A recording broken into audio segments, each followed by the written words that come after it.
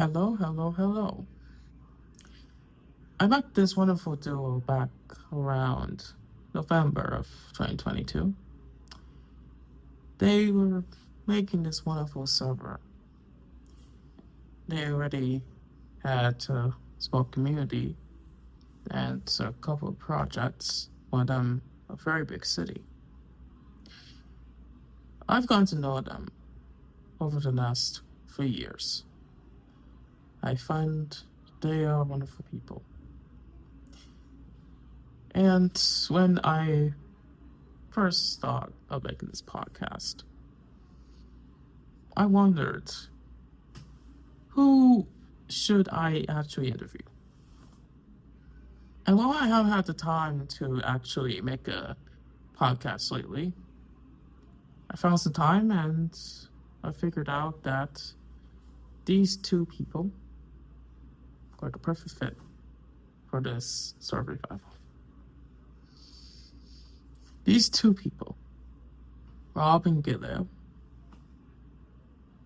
have really been wonderful to me and to the server and to the community. And while they might not be owners anymore in the usual sense, they still look after the community and the server and their projects. And they do so in an admirable way that, quite frankly, you don't really see in a lot of other servers. And while our server may not be too big, it's big enough that we have a wonderful community that knows its limits and that knows what to do, how to do it, and why to do it. So, in this sort of revival of 15, let me introduce you to Rob and Galel. Take it away. All right, I am here with Galel and Rob. Would you two like to introduce us to y'all? Yeah, well, You go ahead, bro. no, you go first. I insist. No. You go first. All right. Well, hello. I'm Rowan, also known as Robobo, or Robo, or Rob. A lot of nicknames. They all lead to Rob the is same crazy. thing, right? No one's ever like that's my uncle's name, and it's really funny when people call me that. But, Rob was my boss anyways, name. it's a common name. I like it. But yeah, we're the oldest people on the server. Not in terms of age, but how long we've been here. Because we're part of the friend group that started it. So aside from Solar, we're the like three longest people that have been here. So yeah, we were just kind of went from Again, in yeah, terms of like length of time having been yeah. on the server, date wise, not like length of body. Although you might, I don't know, you might be in there. You might be in the running at least. I know I do have the height, so possibly. Yeah, I'll let Well, you give your own self introduction. Hi, I'm Galel. I am no, definitely not one of the longest people in terms of height, but um, I am currently studying art in Boston, um, and I am just perpetually astounded that this like server project thing still exists because it was just such a casual thing when we started it. Yeah, But now it is like I don't know, it honestly astounds me, and it kind of eludes my ability to understand how large of a project this is at this point. yeah. I'm shocked every day, every morning when I get like a Discord notification. I'm like, oh right, this thing actually happened, and it's bigger than me now. Wow. I just don't think I've processed it. Yeah, I don't know if we ever will, but that's okay. well, fair enough. I mean, we start. This started in 2019, right? That's five Yeah, years. right before COVID, which it turns out was just the right time to start it. Um, Yeah, Y'all were very, very lucky. We were, and it was you and Morgan, right? Yeah, yeah, yeah. That was one of Morgan as well that started it, also known as Butterfly, with her username. It's a bummer that Morgan's not around anymore. And well, I'm gonna go see her actually soon. Oh shit! Awesome. Yeah, she lives in Philly now. Nice. So I've heard. All right. Yeah, they started it back in December of 2019, and here we are. Well, all right. So I should probably explain how 1015 works. One, because it's been a little while since the last podcast, and two, because I haven't had two people that I'm interviewing at the same time. So the format of 1015 is I ask y'all 10 questions. You can ask me up to 5 questions. So though I suppose you both can ask me up to 5 questions. So it could be 10 questions for y'all, We 10 can share questions it. for me. We can share it. We learned to cooperate quite well, so we can share. Fair Sorry, enough. you're gonna have to explain. You're gonna have to explain how this works again for me. Okay. So I get to ask you 10 questions, and then Okay. you and Rob get to ask me up to 5 questions, and we'll see what happens. Awesome. All right. So, and also I haven't really interviewed like two people at the same time, so some of the questions are going to be for Rob only, some of them are going to be for Galel only, and then some of them are just going to be both of you can answer. Um, and the first question that you both can answer is both of you grew up in Massachusetts. Both of you had some of your formative years influenced by New England culture, and does that culture and does those memories impact you in any way? Absolutely. I mean, I think I want to give this one to Galel a little bit because they definitely have more of an interesting uh, aspect on life because they have such like a dual influence. But it definitely influenced a lot. But Galel, I'm sure you'd love to Yeah. consider So this one. the funny thing is, I actually grew up in Honduras. I came to the United States for high school and just like a little bit of elementary school. Yeah, you were here for a few Um, years because you were born here, then went back, then came back here again, and then left there was again. a yeah, there was a lot of moving back and forth for me. And as far as like my artistic influence is concerned and like the way that it affects the way that I make things, um, my aesthetic I think is really formed by my experience in the global south. Um, I really like uh, I don't know, a mixed relationship with New England, feeling like it is sort of my culture, but it is also I am at the same time kind of a stranger to it in a lot of ways. And I definitely have like a huge influence from where we grew up because we definitely grew up in a very, or at least where I grew up was especially very not just rural but very uh protected. Lots of like state forests, nature preserves, stuff like that. So Picturesque for sure. yeah, very picturesque, very picturesque. And now that I'm studying environmental science, it kind of like I think that influenced it a lot because I was surrounded by so much like untouched nature, but also nature that was touched because a lot of where we around where we used to be farmland, but for the past like 100 years or so, it hasn't.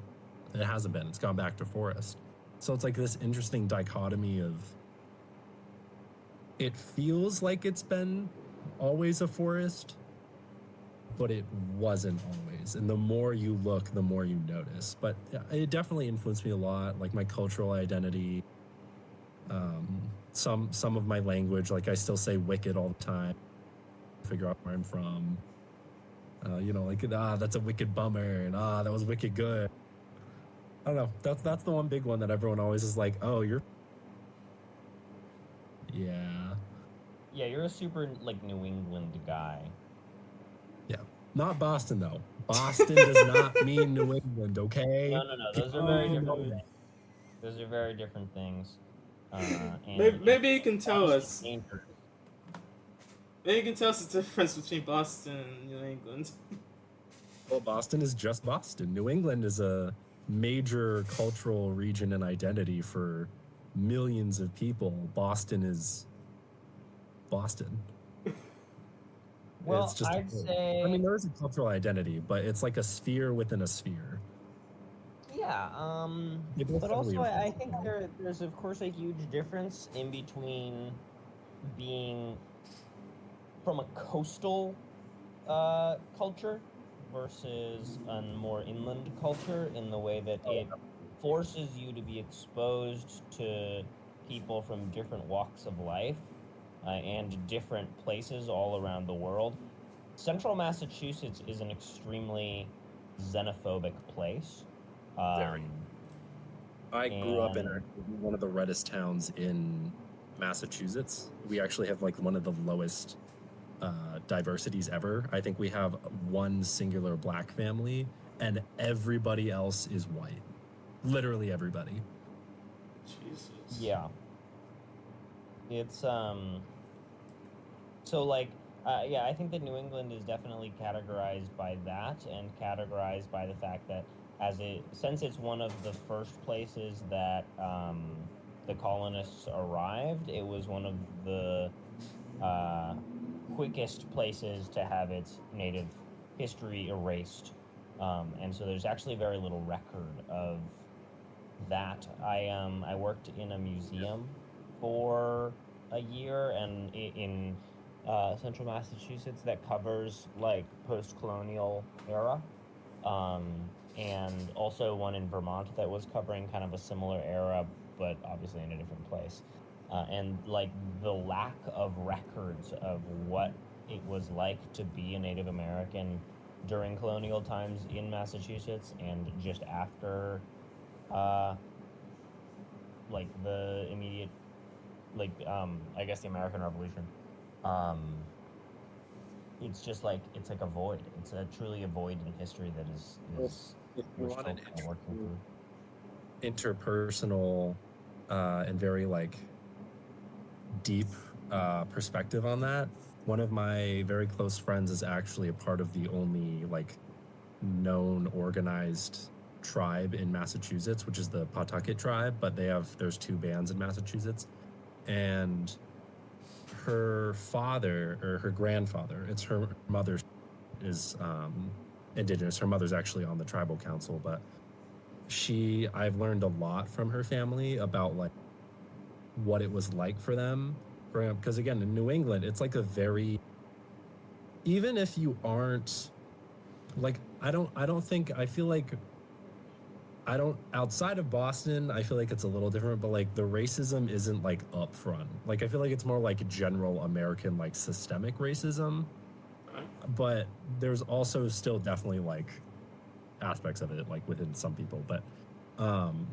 you're kind of there's like this weird cultural homogeny where like regardless of what your background, it's like, nah, we're all like New Englanders, like that's just, and that kind of happened like from what my friend's family had all explained to me, was it's kind of like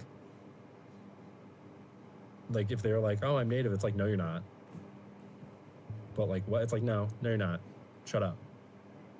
Okay. And thankfully there's like been a bit of revival, but it really is like a lot of it was suppressed because it was just so much of like, no, everyone here is not going to talk about that. We're all just hard-working Christian Americans. It's like, oh, cool, okay. But it's created an interesting culture, but I do love it in other ways, a lot of it. And I will say there are certain things that I like love to think about and like try and understand, like especially how we were like, New England was basically the powerhouse for the abolitionist movement, and like a huge, and civil rights, like all of that really started here. Same with the suffragist movement. Like it's a weird dichotomy. Which is not to say that it was not treated like a fringe ideology up until the advent of the Civil War. Yeah, absolutely. But it was like there was enough of like a safety zone, I guess. I don't know the term I'm thinking of, but like it was allowed to be fostered here. And it's so it's like interesting to think about like, Yet also there's like I just recently saw like a lot of athletes when they're interviewed, they ask, "Oh, what's the most like racist city you've ever played in?" So many of them are like Boston, always Boston. And it's like, "What?" But then you go there and it's like you hear all and you're like, "Wow, actually, it's like one of the most segregated cities in the country." Even though like there was like now it's not like legal, I'm doing quotation marks, but it's still such a deep scar that like it's so deep that it's not even something people think about.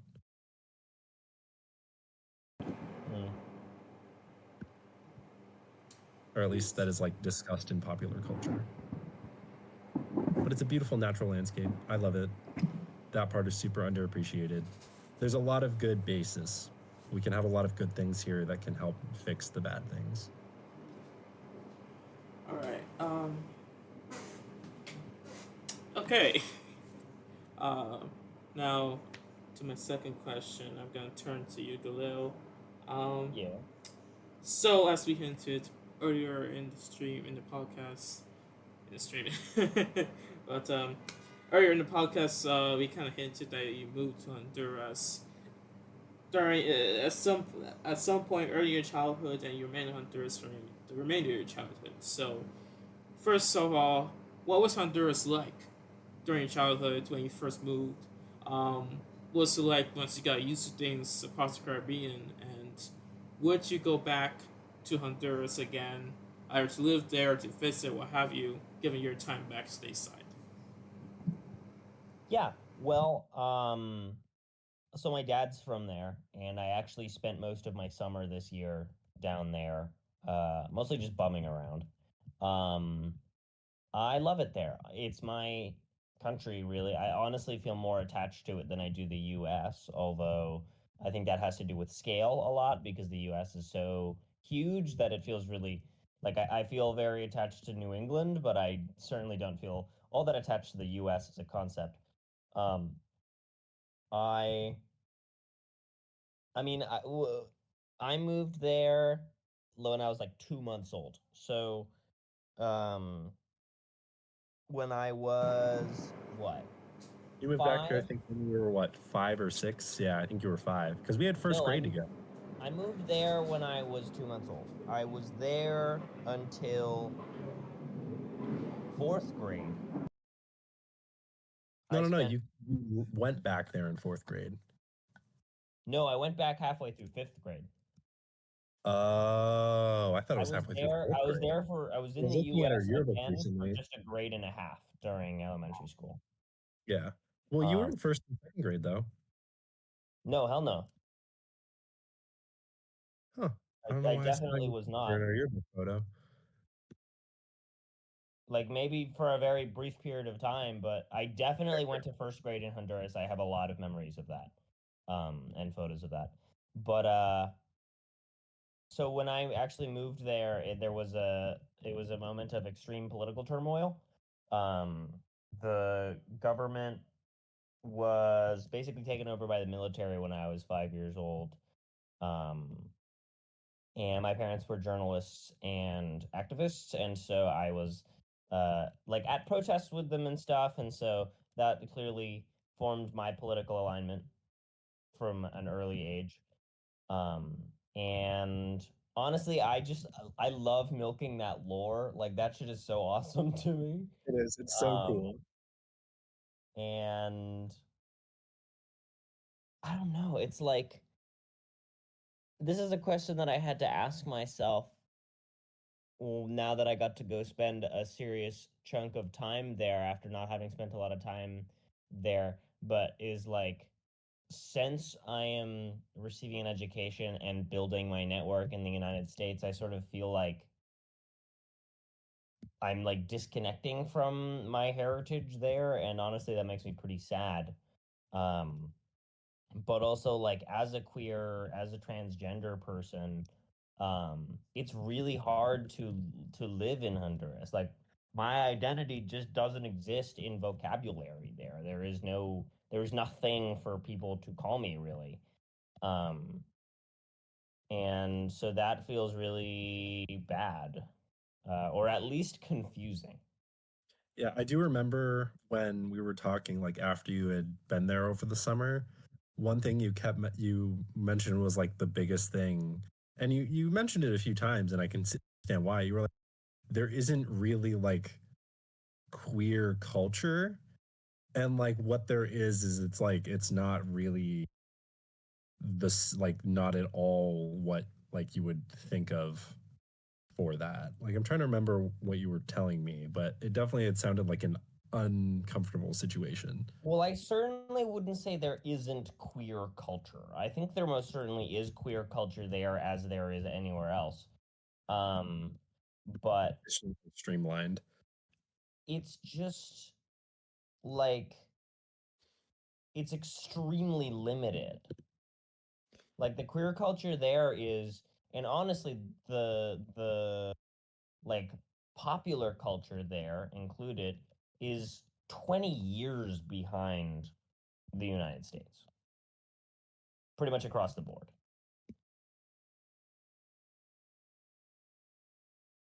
And so it just feels really tough to go back and have an identity that I have developed and feel very strongly about, and then it's not just that it's not accepted there, it's that people haven't even really begun to think about it. Yeah, like it's barely even a social concept. Like within extremely small specific circles, it's something that people understand because these are circles that are, I don't want to say Americanized, but like have a very westernized, like neoliberal sense of gender and culture. Um, but beyond these like tiny private circles, there it just doesn't. It is not within the public consciousness at all. Like, okay, there was this big scandal while I was there that I was just like totally blown away by. I was completely surprised, which was there was a major politician in Honduran government, Yep. or maybe like running for office or something. I don't really know. But there was a post emerged of him and his son at a some kind of party, and his son is wearing this like crazy, like flamboyant ball gown looking ornate suit thing, like pantasuit with these big flared legs, like unbelievably cunty outfit. Um, Were and people upset that he was eating it up? it became a scandal. What? Because he's Oh, wearing People were that like, suit? people were they were like, just oh, jealous. this Cunty. senator's son is gay, and it's like, oh, okay. I can't believe this is a real scandal. I can't believe this is Wow. real, like, news item shit. What are we Huh. doing? Did they ever solve that? Like, what happened to the son? Well, I don't know what happened to the son, but, like, the senator was getting flamed on social media. And I don't think anything necessarily, like, happened repercussion-wise. Because it's not like he was doing something illegal by having a gay son, but he definitely lost a lot of um, support, and it's just like, I don't know. I feel so bad for the kid. He's like an 18-year-old boy. Jesus. Yeah, like dude's just figuring himself out. Yeah. He's just wearing a cunty outfit, man. Like They just couldn't handle the cuntiness. he didn't even like. It's, I don't know. It's unbelievable. Ricky. Alright. Well, at least now you're currently in art school. I presume you're pursuing a degree somewhere in the arts. Why art school? What about the humanities and art school in particular speaks to you? Well, so I'm a sculptor. I've kind of Really always been good. a sculptor. Really good. I made little clay like things out of plasticine since I was a kid. It's just like a drive that I have to make things with my hands. It feels really Neolithic.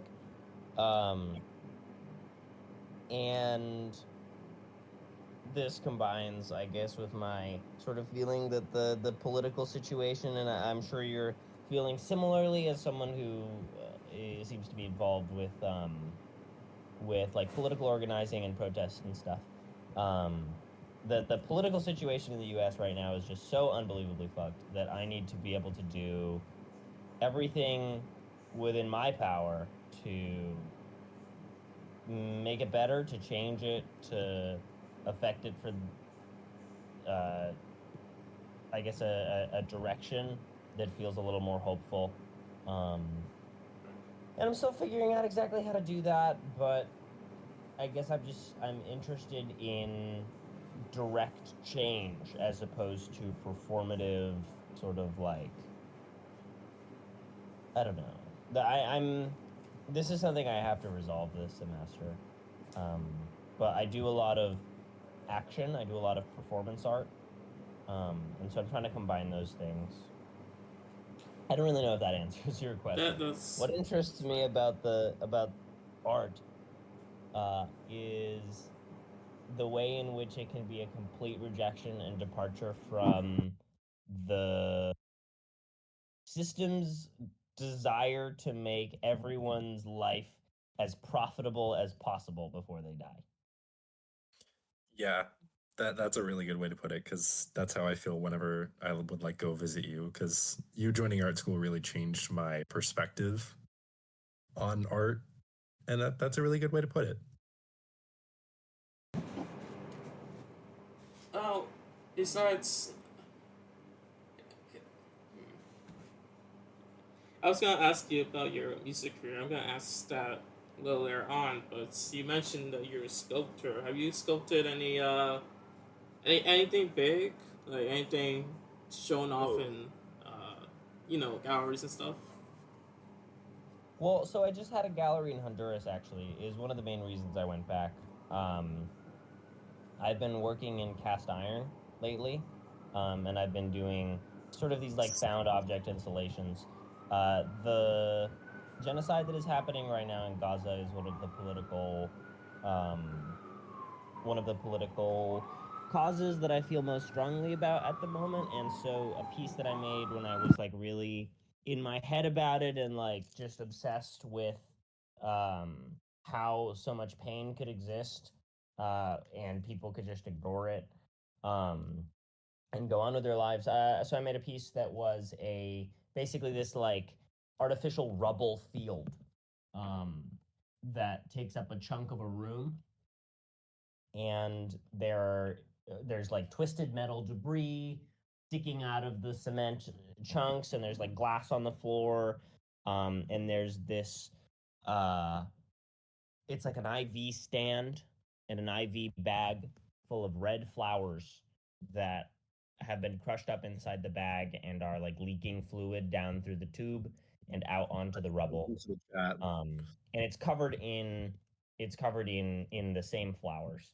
And so I was thinking about this image that I saw um, of a Palestinian man crushed to death by an Israeli bulldozer, um, where in order to be able to effectively circulate it on social media to raise awareness, the viscera in the image had to be replaced with um, using like an AI image generator with these red flowers. And so you could tell that it was gore, but it wasn't really gore when you looked at it closely, or when it was looked at by another algorithm. How I'd say that's probably the largest piece I've made. how did how did the people take it when they saw this piece? People seem to think it's really strong. I've had people cry. I have Yeah, had when I first saw it, it was very powerful. Like I genuinely couldn't talk for 5 minutes. It was very powerful. this most recent edition that I made. There was coincidentally this really old restaurant in the downtown of the city, um, that was actually the only building in the city that had a bomb dropped on it during the Civil War of the 1920s. Um, and it burnt down while I was preparing my gallery. And so I contacted the owner of the building and I secured the rights to use the rubble in the sculpture. And so for the first time ever, the sculpture had a smell element to it, where when you walk into the rubble room, it reeks of burnt building. And burnt building smells fucking unbelievable. Like, Yeah. For I know I know what the smell is firsthand. It's like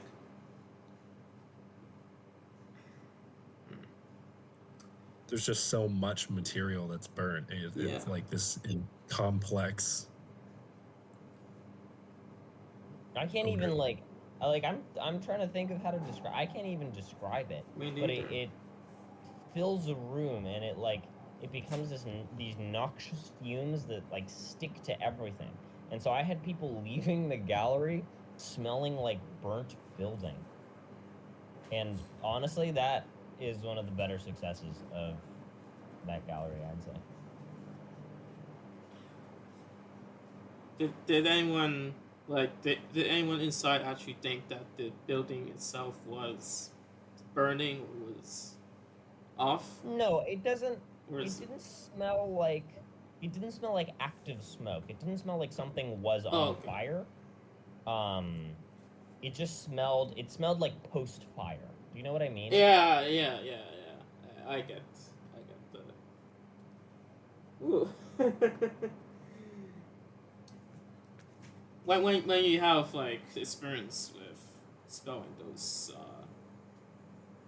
one, you can't describe it, but two, when it hits you, you know instantly. Yeah. And it takes you back to when you last smelt it. It connects it to your life. Yeah. Do you plan to perform the exhibit stateside, or is it just at one time, or is it like for others only? Well, that time, I think that was the third time I've exhibited that piece. It's starting to feel kind of old. Like, I think that was the best version of it thus far.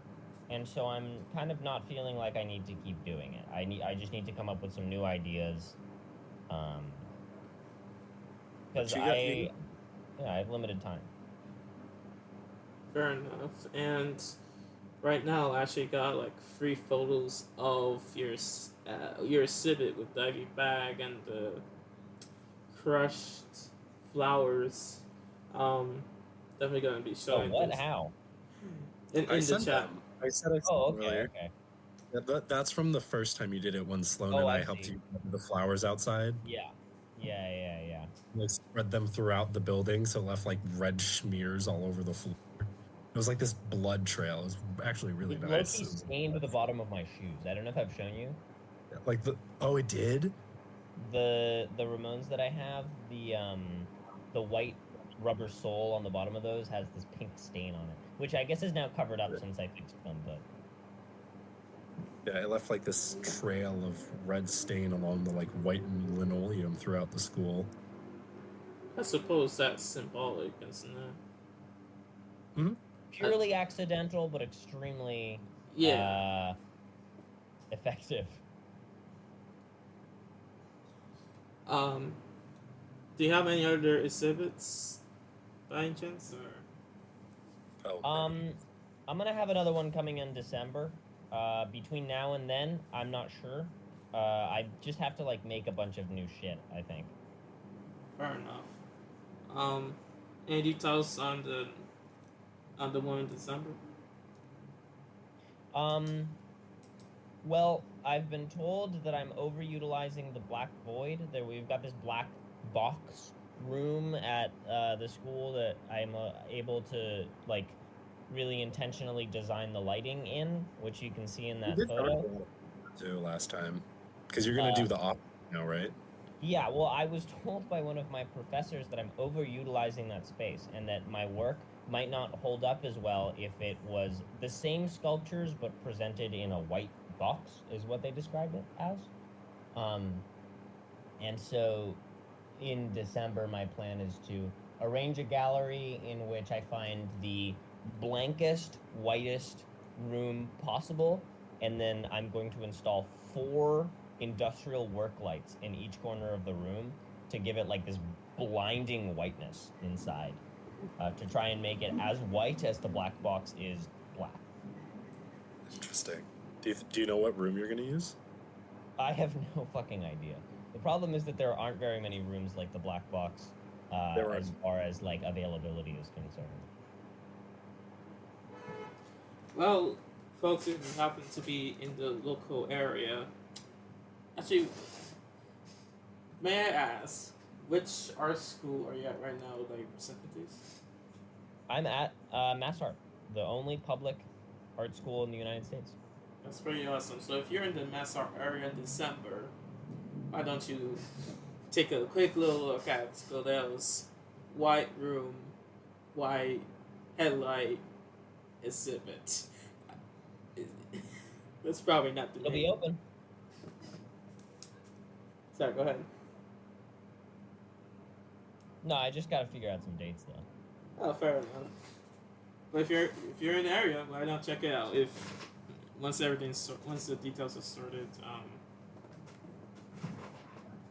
yeah, okay. Yeah, totally recommend. I've done it a lot. It's fun. I've helped install some of them too. Dude, It's fun. Oh my god, I cannot like thank you enough for the work that you did for my last gallery, because you were in there. I actually stayed up straight.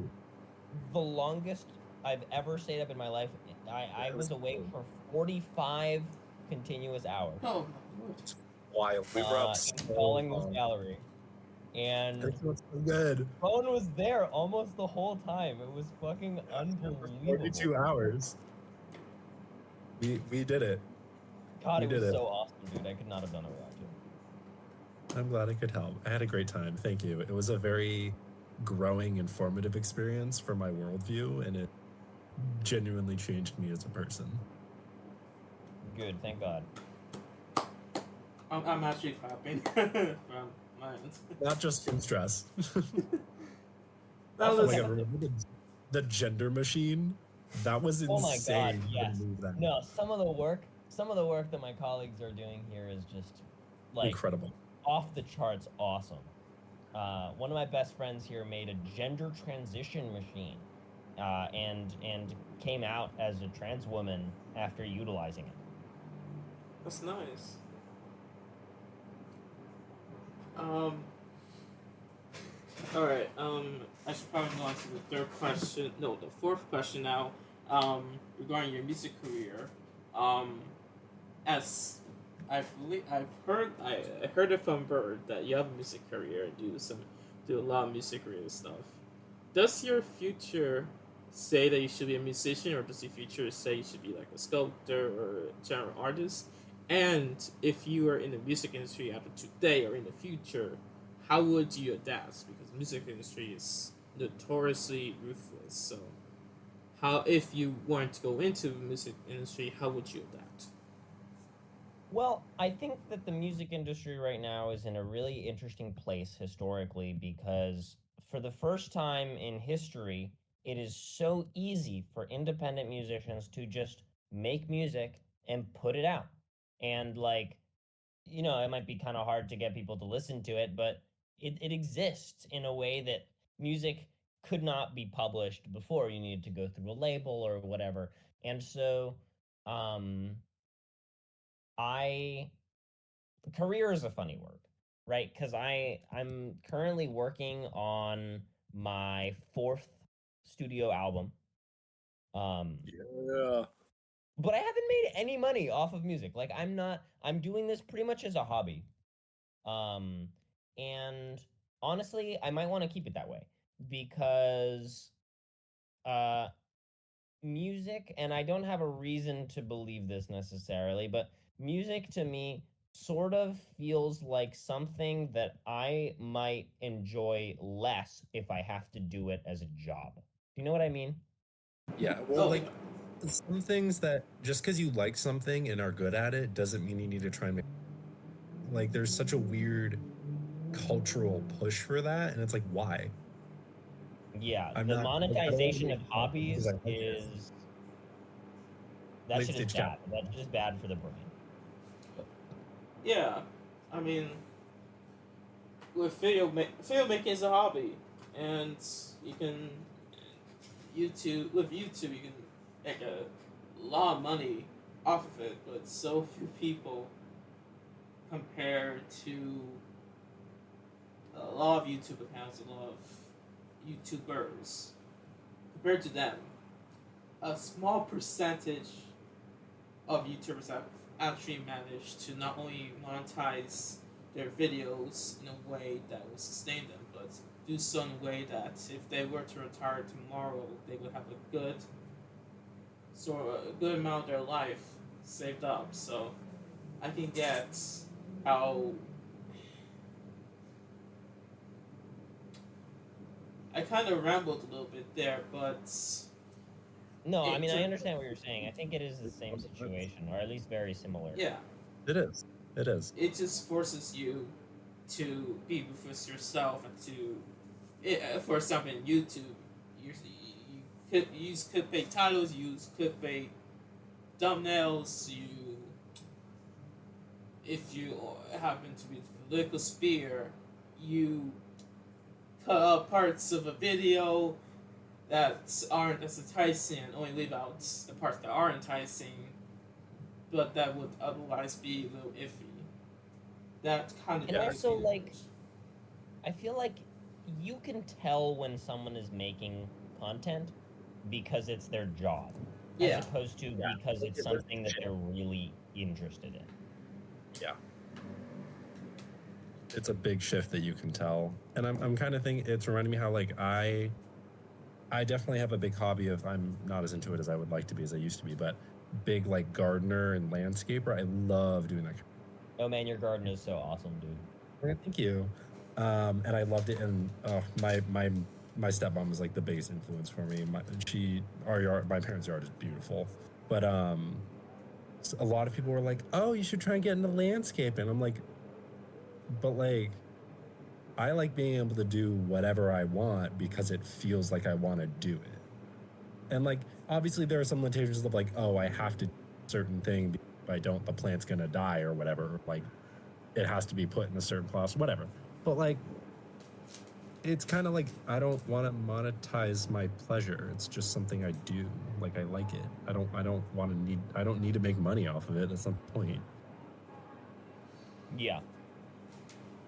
Because then I'll just be people's garden boy. Like, I'm good.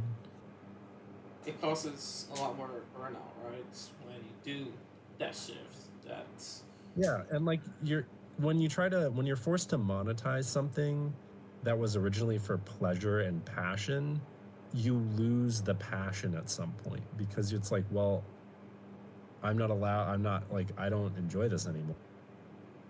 Passionate, I'm doing money to like live.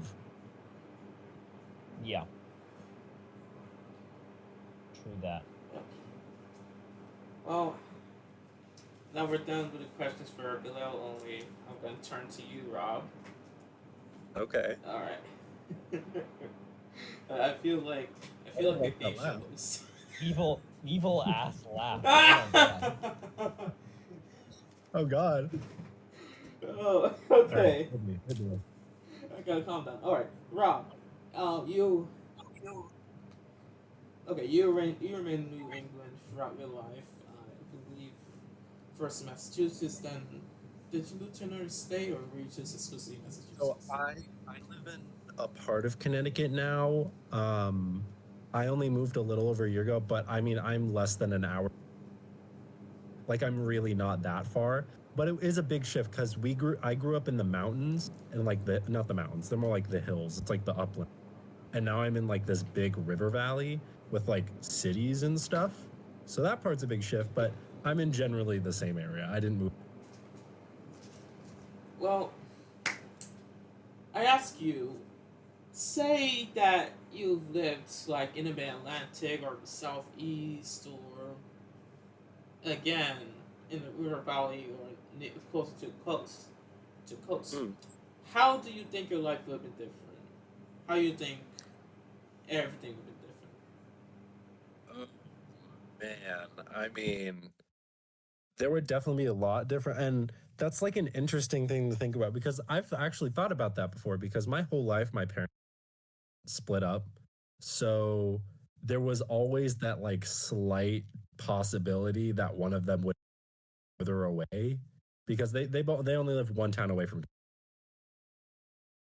all of my family's been here for generations. Kind of. My dad's side is a bit of a weird story, but anyways, um, that always was like a thing that I had to like come to terms with as a possibility. It was very, very slim, but like it was there. And I think it would be really different because I not only would I have like I would have been brought up in a different culture. Like obviously it's still America, but like even America's so big, it's a huge cultural shift wherever you go. But also I wouldn't have been around like any of my family because everyone is here. And at least on my mom's side, it was very family centered.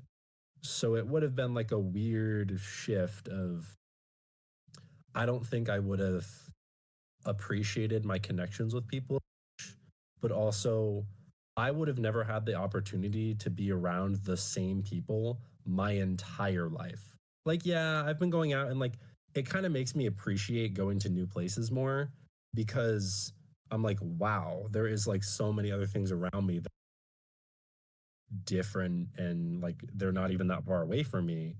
But I'm very thankful that I was able to be around people for so long, like the same specific people. So if I was ended up anywhere, so many things would have been different. I mean, I probably wouldn't even like I don't even know. Maybe I could have ended up military. I don't know because for a long time, at least for my dad, I was definitely more like supported to go into the military. A time which even now thinking about it is like insane to think about. Oh my God. They would have eaten me You would have alive. been a conservative if you had moved away? Probably. Oh shit. Probably. I probably would have been a very politically, well, I don't know if conservative, but I definitely would have had like I would have been a politically active person. And like, I definitely have like strong opinions and stuff, but like, I don't consider myself to be like a heavily of any political ideology. But like, I definitely think I would have been, I think there's a lot that would have changed, but like, if I lived with my dad, like, so say for example, I moved away with my dad. First of all, I don't think I would have my stepmom as my stepmom, and she was like a huge part of my life, like huge. I don't even remember around, so she's been around for a very long time. So that would have already been a huge shift because like I live with my stepmom's family. Like her coming into my life changed everything, and so if I moved with my dad, that would have been the first big thing, and then also I definitely would have been probably more heavily in by just my father.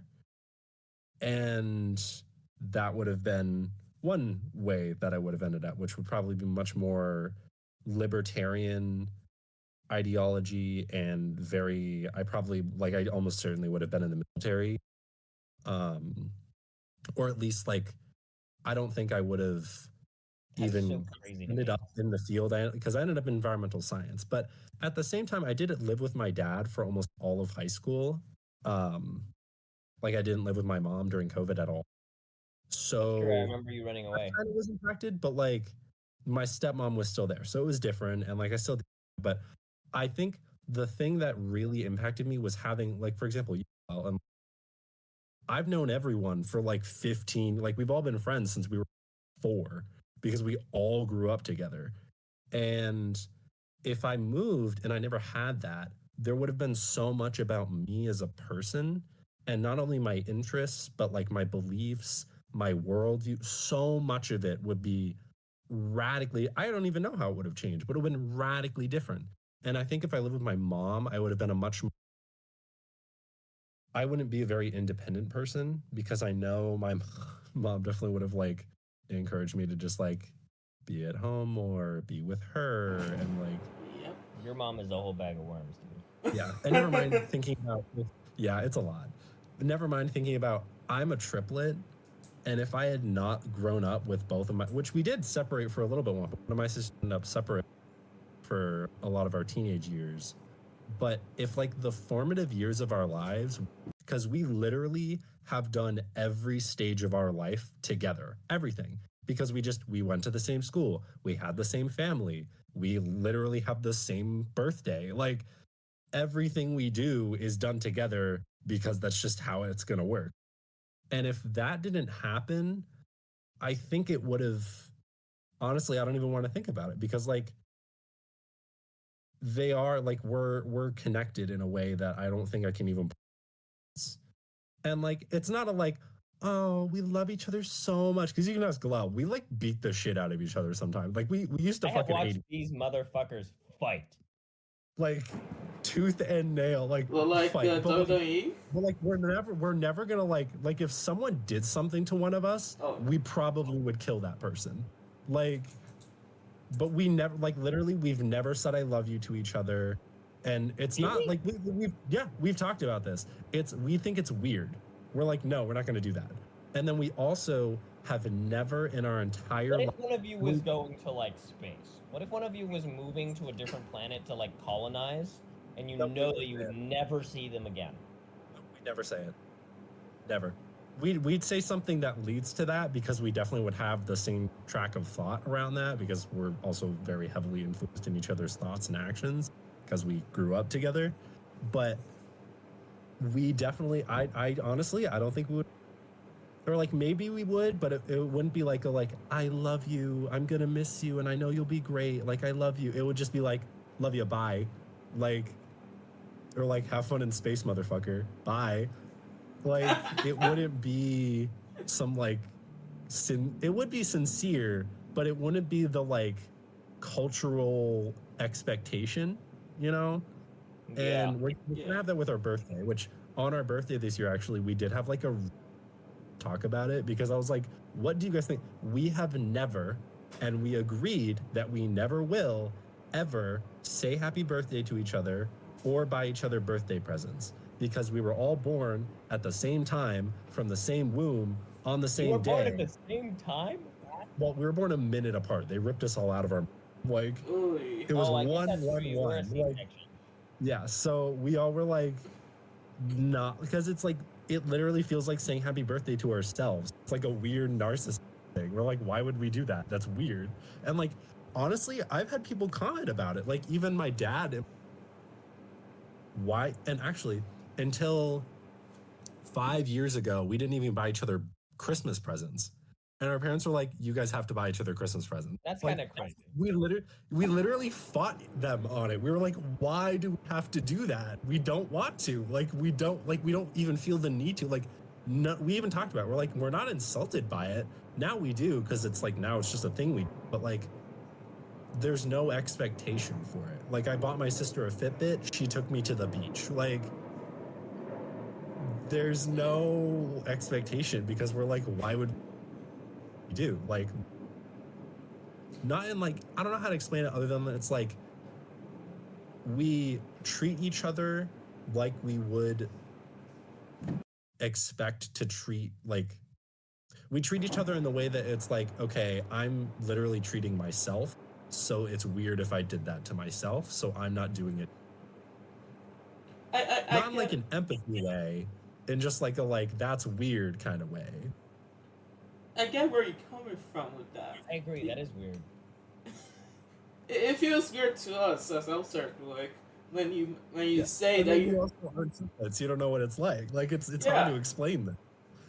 No, when you and your siblings were born like a minute apart on the same day from the same, situation, and live each other for with live what the hell live with each other for like so long. I get Yeah. it. Well, and even now, like we haven't lived together in over a year. Like one of my sisters, I haven't lived with her in, I don't know, I'm trying to remember how long it's been since I lived with Noelle. I think it's been like 6 years. And then my other sister I haven't lived with in over a year. Noelle's a whole can of worms. Yeah, that's a whole other thing. That involves my mom. Long story. Not going to get into it. It's too personal. Yeah, I don't like we'll insulting skip that. people. We'll skip that. But needless to say, it's like even now we still see each other. And like I just went the other day to go have my sister. Honestly, it came out great. But I just like walked in and I was like, hey bitch. She's like, hey. And like that was it. And like whenever I see my other sister, she's like, what's up? She's like, hey. Like that's it. Like it's like nothing has happened but since between we last saw each other, because we just have always lived our lives knowing what's going on. And even if we don't, we just like it's fine because we just already know what we're doing because we just know each other that way. Would you say that you guys share some kind of latent telepathic abilities? You know, I used to always just immediately answer no, but sometimes we do things and we're like, wait a minute. Like it's not a like I didn't know my sister had a new boyfriend, for example, and I was like, whoa, what the fuck? I didn't know that. How long has it been? It had only been a day, but I was like, oh, that's why I didn't know. And I was like, wait a minute, but I've done anyway. What? But other things like we'll somehow end up wanting to do the same thing at the same time, like some type of dinner or like go do something, and it's like we literally do that. Like, so there is some moments, and like sometimes we'll also like talking after I had this thought word for word. That's so funny. Like, but so maybe we should study it. Oh yeah. All right. Now, question 6, or well, question 2 for you, Rob. You went to school for civil engineering originally, but then you decided to study in, I believe it's environmental science. Yep. So what made you want to switch from civil engineering to environmental science? Okay, this is a good one because I've had to answer it to so many people. And I know I've talked to Galel I think I've talked to you quite extensively, right? Like I think you and like Julie really talked to before I made this decision. But so I kind of did civil engineering because I was like, well, I was in a technical school. We took Galel and I took engineering and art. It was like a draft. We didn't actually do anything. We just played. I felt like, oh, this is like something I'm kind of connected to, designing, things like that. And so I went to school, but like I didn't really care why I was at school. I was just kind of like fucking around because I was like, I think this is just. And if civil engineering is like what I'm already kind of have my like I have like it wasn't even that I had my foot in the door. I had like a toe in the door. Like I was barely even in there. I was just like, and I think I was just scared to not meet people's expectations because and Galal knows my family, so it was a big thing to like not do what was expected of me. And not even that. I think I just felt more fear than I should have, but regardless. I was in engineering for a very and I ended up getting a job and I kept being like, no, because I kept having thoughts, because I was in school for about 2.5 years before I changed my mind.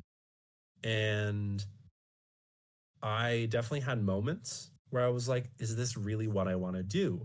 But then I'd be like, oh, it's okay. It's a super broad field. I'll end up doing what I want. Like, it's fine. It's a super broad field. I'll be just fine. I'll make good money. I'll be fine. And a lot of people were like, oh yeah, like you're totally going to be smart enough for that. Like, great. suits are in like math. But like I immediately started failing because I just didn't care. I was like, I don't, and I didn't admit it to myself, but it was eventually I was like, okay, hold up. I don't want to do this. And that big moment really came after I worked for a year at and it was civil engineering, landscape architecture, and survey. Will say, so far, best job I've ever had. Love the firm. Shout out to Design Professionals Incorporated. Love you guys. You're wonderful. You helped me become such a better person, and you have such wonderful work atmosphere, work ethic, and like produce such beautiful things. Anyways, I just had to give a shout out for that one. I did it for like a long time. I was there for a full year. I started as an intern, then I was great.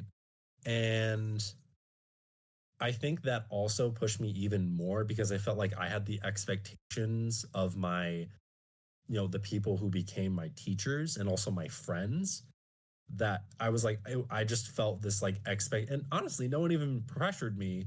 They just were like assuming I was doing what I wanted to be doing. They just were like, yeah, of course you'd be doing what you're doing. Like, why else would you be here? So I felt this like constant pressure of like, I'm in too deep on this now. So the bit has gone on for too long. Yeah, it literally, I was like, I am too deep into this bit. It wasn't even like, I didn't even think like, oh, I'm in the lie too long, because I didn't even realize I was self. I was just like, I'm in the bit now. Like, I gotta commit to the bit. And I'm trying to remember. Oh, so one of the big things because I kept getting more and more focused into like environmental study, things like that. I really started to like get more in it, and but I got more like really interested in it over the past couple of years. And after working in the office, I like kind of realized I wasn't doing that. I was doing the opposite. The impact I was making was the like direct and drastic contrast of what I wanted, like complete opposite.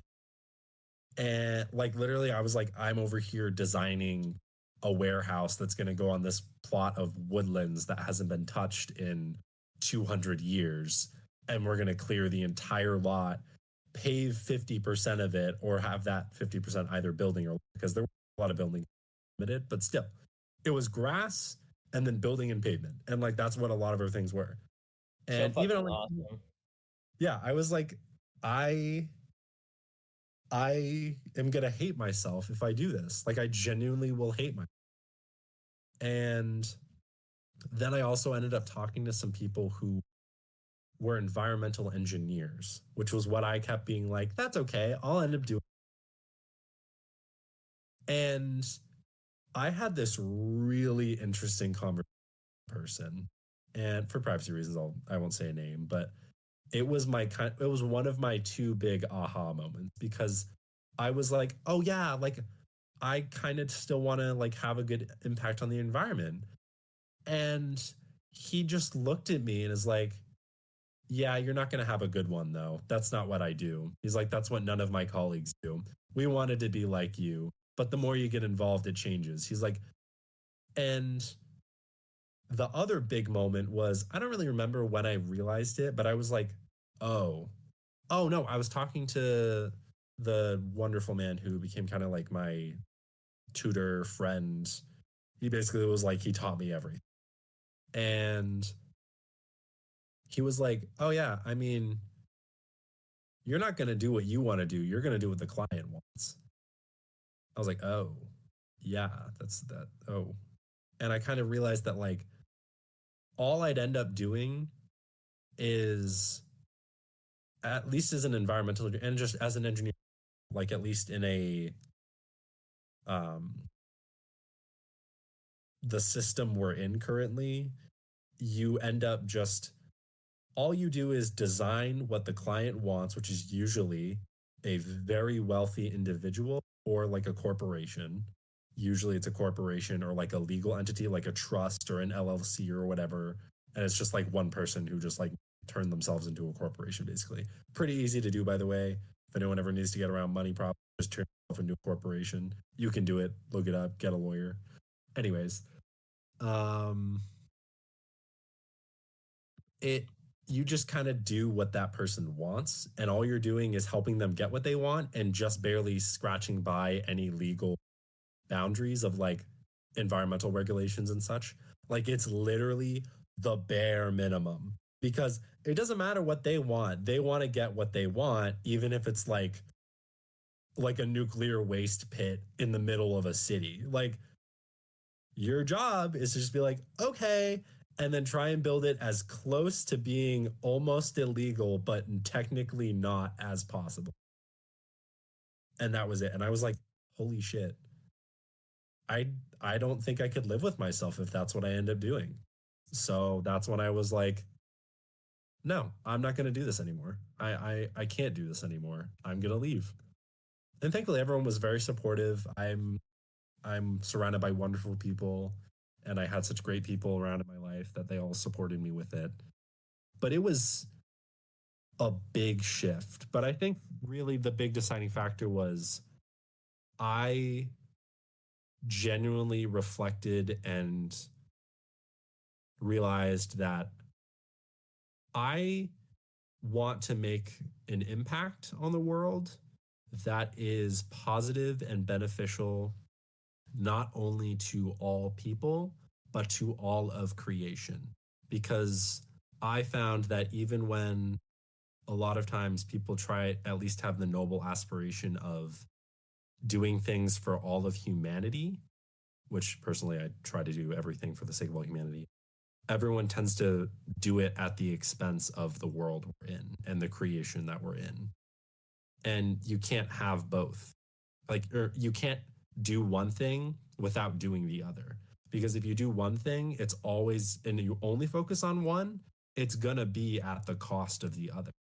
Like supporting the environment in certain ways. Like some people, like there's like radical ideas about like completely fix the environment. But a lot of that comes at the expense of the current, not even the current, just what progress humanity has made.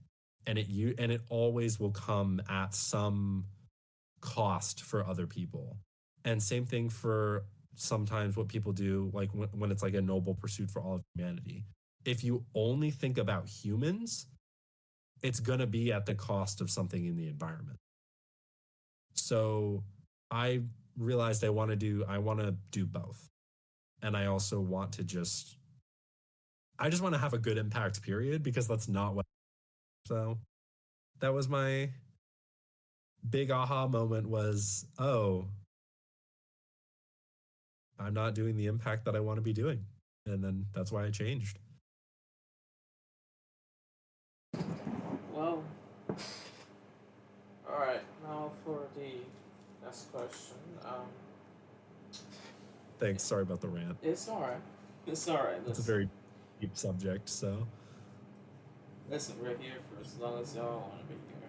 So. Fair enough. I'm having a wonderful time. Cheers. But in terms of your hobbies, Rob, like Minecraft, for example, do you think your New Englander background may have influenced your hobby? Do you think that your current collegial adventures influence your hobbies, and if so, how?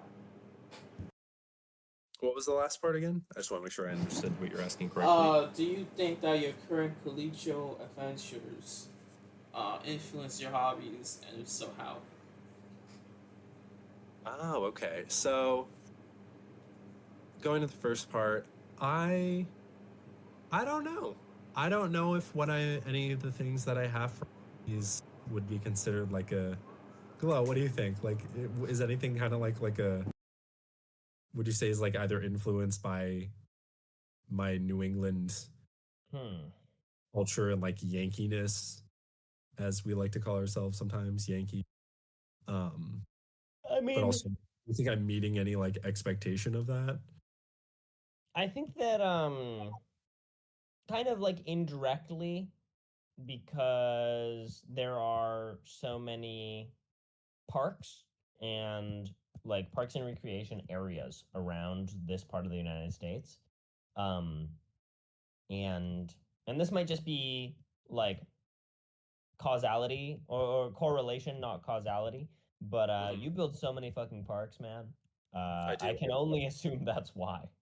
I love parks, but that's also kind of ties into like my obsession with like sustainability, and I have like this niche interest in like urban um sustainable development, which I think a lot of it does definitely tie into New England because there is like definitely a big, and there has been for a long time, like a like sustainability movement and like just like a idea of like being sustainable. But there's also a lot of cities, so there's a lot of urbanness, even though I like wasn't around it, there was a lot of influence. But um I don't know, because I also like I have my house plants, gardening, I love reading, I have way too many books, collect vinyls. I know, like as a kid, I loved Legos. That was shit. Um, I'm trying to think of any other things that are like, I guess, consider. Like, I love hiking. Hiking is definitely one that I think, like, a lot of people are like, ah, you must love hiking. But I think also my approach to a lot of my hobbies has shifted because of what I'm studying and like what my education has provided me with like knowledge on. Um, Especially like gardening, I've become a lot more focused on like gardening sustainably and gardening in ways to like I do a lot of work with planting for the sake of pollinators and insects, particularly because we lost about 90% of all insect biomass in the past 30 years. Yeah, it's not good. So protect all the insects. Honeybees are not natives anyway. Stop talking about that shit. Focus on the natives. And like, yes, I hate to break it to you, but we need flies and mosquitoes. They're really important. So I do a lot of native plantings now, and like specifically habitats and environments that are beneficial and supportive to native animals and insects in particular, but like anything like that. And I think also I've just become very aware of my consumption and sustainability. I think like I buy a lot of books secondhand now, or I'll do ebooks, and a lot of like my vinyls I collect are all secondhand. I very rarely buy brand new artists that I like, or an artist that I've liked for a little while, but it's like a new thing they've made. But any like older music, I never buy a reproduction. I always try to find. Um, so I've definitely become more aware of the impact of my hobby through college. Like that's been a huge influence. All right. Well, now we're fine. Now we're back to both of you. Um, we're gonna finally be talking about Zest Creative, which. Oof. Anyway, uh, so question: when you both made Zest Creative, did you ever imagine it growing in popularity, or at least in effort? And what was No, hell no. and what was your motivation for building Zest City in the first place? Oh, so this is a Galel question because Galel and Butterfly pretty much started all of this. Like, I joined in like a couple months started, but it was pretty much you two like that had the motivation for this, and I love letting you explain this because it's such a beautiful thing. Okay, so it was December. It was sophomore year of high school, right? Yeah. Yeah, it was sophomore year. And we're bored, as people are. And I remember when I was a child, when I was a younger child, like let's say around 2014, um, getting like paying for, I'm serious, modem internet, like doing chores to pay for modem internet to do like LAN Minecraft parties with my one other friend who played Minecraft in Honduras, and working on this shitty little Was it city. bowling, right? It was bowling. Yeah. Love And uh, working on it for like 2 years, and it, in hindsight, wasn't really that big because we weren't very good at the game. Um, but just having so much fun. Um, and so I get bored and I go through periods of time when I play a lot of Minecraft. Honestly, it's kind of the only game I play. Um, Same. and so I decided that I wanted to try and revive that effort of making like a little city. Um, it wasn't intended to be like anything big. Like I've always been ambitious. Like anytime I start something, I'm like, this is gonna be huge, but like I Oh don't yeah, actually mean it. they get into it. I don't actually mean it. Like I like part of me wants it to They bring the become energy. huge, but really the only things that actually have become huge in my life that way are because I just love the process without a clear idea of where it's going. And so the ball gets rolling. We've got like 3 or 4 people on the server at that point.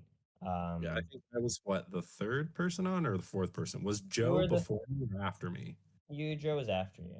Okay, so it was like the third. And so the ball gets like more rolling, and pretty soon we've got like 10 friends who are playing Minecraft.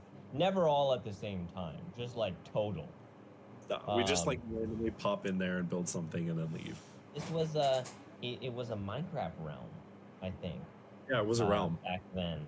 It was Which called Zest. It was a realm. sucks in hindsight, but it's so easy to do. And I don't know, it started growing and growing and growing and growing, and pretty soon we were building on top of ourselves. And I've always loved dense architecture, specifically like Kowloon Walled City and the history of that location in Hong Kong. Um, and that sort of density is not something that you can achieve all at once. Like that No. only is the result of organic growth over time. And so I think honestly my interest in Zest City as a concept has only grown over time as it is like growing in size. Like I get more interest in it the bigger it gets, and so that is compounding. Um, and also it feels like a time capsule because It I like does. go back and I go into a building that is 5 years old now, and I'm like, oh my god, like I was a completely different person then. Yeah, and it's funny too. We've added like there's so much depth to things because we would just like make random things, turn it into like a mildly like sacred object, like the statue in front of Off Peak for the Funker Battle of Funker Hill. Wasn't it you and Morgan like just spawned in a bunch of golems that killed No, each no, no, other or something? Cam. It was redacted. No. We're name dropping. We're name dropping on the podcast. Hell This yeah. kid, I don't think this they'll kid, ever see Cam. this. So It was one of Yeah, our no, I best got it. friends, one of our best friends' exes who was like, not gonna lie though, he was peak at Minecraft. He still is. He's pretty good. He was Like fucking, really He good. was so much better, like mechanically at building, using commands and shit. Like than portals we and shit. were. Like it was crazy. It was crazy. So he was seriously the first person who started building like big shit on the world. And at one point he builds this like command block contraption, and he's like, check this out.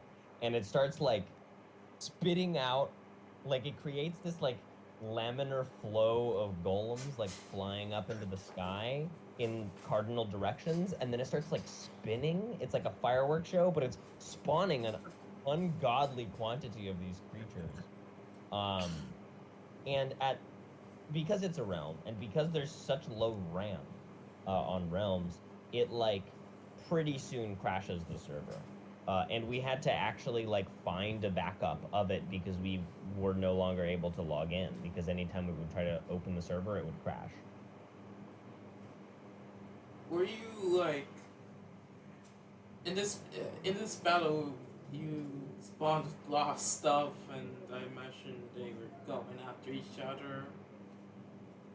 Is that great? No, it was not even. It was just the sheer quantity of entities that the server could not handle. Damn. Like it was an insane amount. It was millions. Like it just kept going. Like they weren't even on the ground. Like I'm telling you that they were firing upwards at a 45-degree angle. And so then like it was like raining golems. Well, it wasn't even rain. It was like a sheet falling from the sky of just golem. But now there's a little memorial for that, and there's like other random. There's the first grief memorial for the first grief that ever happened. To this day, we don't know who it was, but yeah, we just like showed up one day. That was back when we were still trying to figure out. Okay, wait. So we got off track. Public. We got off track about like sort of like how it grew into what it is. You're fine. You're fine. Eventually we got the idea that it would be fun if we really wanted to make the city like grow to a scale that we would not be able to achieve on our own. That we would have to somehow open it up to the internet. And neither of us had ever really done something like this before. And so I think we went on just like Reddit Minecraft server. It was Solar. Yeah, we like met Solar at some point, and it wasn't Solar like basically he helped us become public. Well, yeah, but like we at first we were just like posting, or was Cam gone? We were just posting our IP. Cam eventually left because of relationship drama, whatever. Was Cam gone before or after we went public though? I don't remember. I think it was before. Cam was before we went public. So we just like started posting our IP online, which is crazy. Yeah, like what a bold move. No security, no like core protect, fucking rarely making backups. No rules. Like we didn't establish any rules or any like methods for. What we did, they were on the courthouse, but that was it. Good citizenship. And so of course we get griefed, and they like destroy a ton of shit. And so luckily we had a backup that was like 1 week prior, and so we did that. But that kind of is what changed our mind about how we needed to operate this. So you almost had like a 2B2T situation up there, right? Yeah, and honestly, that's like ideal to me. I have so much respect for 2B2T as a concept, and as like an aesthetic product, as a work of art, especially Spawn is like unbelievable. Like there's nothing like it, honestly. I've spent like a little bit of time on there. And yeah, I remember when you took me on there. It's insane. And so I kind of want to achieve a similar visual effect with like just quantity of shit everywhere, like built on top of each other, but instead of being like the result of perpetual annihilation, it being the result of perpetual creation, kind of like an anti 2B2T, because like part of organized anarchy. Yeah, well, part of what bothers me about anarchy Minecraft servers, and I think that this server was kind of a misunderstand anarchy as a concept. Yeah, the server was a response to the way that anarchy is defined within the Minecraft community, which is violence. And it's not what it is. That's not what it is. That's never been what it is. It's just a lack of hierarchy. It's a lack of like bureaucratical regimentation, in which you like have to ask for permission in order to do things. And but that doesn't mean inflicting violence upon each other. And so basically, I think that this world and this project specifically is my desire to change that definition, at least on a small scale. Because I would say that Zest City is an anarchy server. Yeah. I mean, there is no like no, you don't have to ask permission to build something. Like whenever people do, I always find it, yeah, go ahead. Like unless you're gonna like put like a like blob of lava in the middle of burn it down. Like I feel like there's like genuine like what would you do? Like go do it. Okay, have fun. Like okay. Which is why I think it's so interesting that we eventually ended up merging with Laurentiro. Well, that was probably after the merge. That was birthed from the merge because we merged with Kager. Right. Everyone was like, "Hey, let's make this," and we were like, "Okay, if you guys want to do that, have fun. Like, cool, great." And But that was I just mean that I think it's really interesting that Laurentiro was the result of this sort of. Yeah. Even though they're like diagrammatically opposed situations. Kind of, but there is still an element of like it is still kind of anarchy if you consider. So there's two things to consider. One, how it came to be was just a genuine mutual like, hey guys, do we all want to do this? Like, do we make a nation state RP with like communally agreed upon guidelines? Do it. And a bunch of people were like, yeah, let's do it. And then it happened. And then there's also the fact of like, but when you go there though, the only like limitations are ones that everyone kind of like realistic of like, don't break the laws of physics and don't commit war crimes. And if you do, we're going to have a logical response to it, ideally. But like, even then, it's like, you could. Like, no one's going to fucking stop you because okay, like, cool. Do it, I guess. Like, it's Minecraft, okay. But like, none of the limitations were just like put there by some like random faceless distant past entity. It's like people that are there just all agree, okay. So it's they are kind of like they're two sides of the same coin of anarchy, which is like one is like pure artistic creative liberty in a way where it's like everyone works together in a way it's like no, we don't need to like plot out like, oh, you get this spot, you get this spot, like you do that. Everyone just is like, hey, is this a good okay. And then the other one is like, hey guys, do we all want to agree on these same guidelines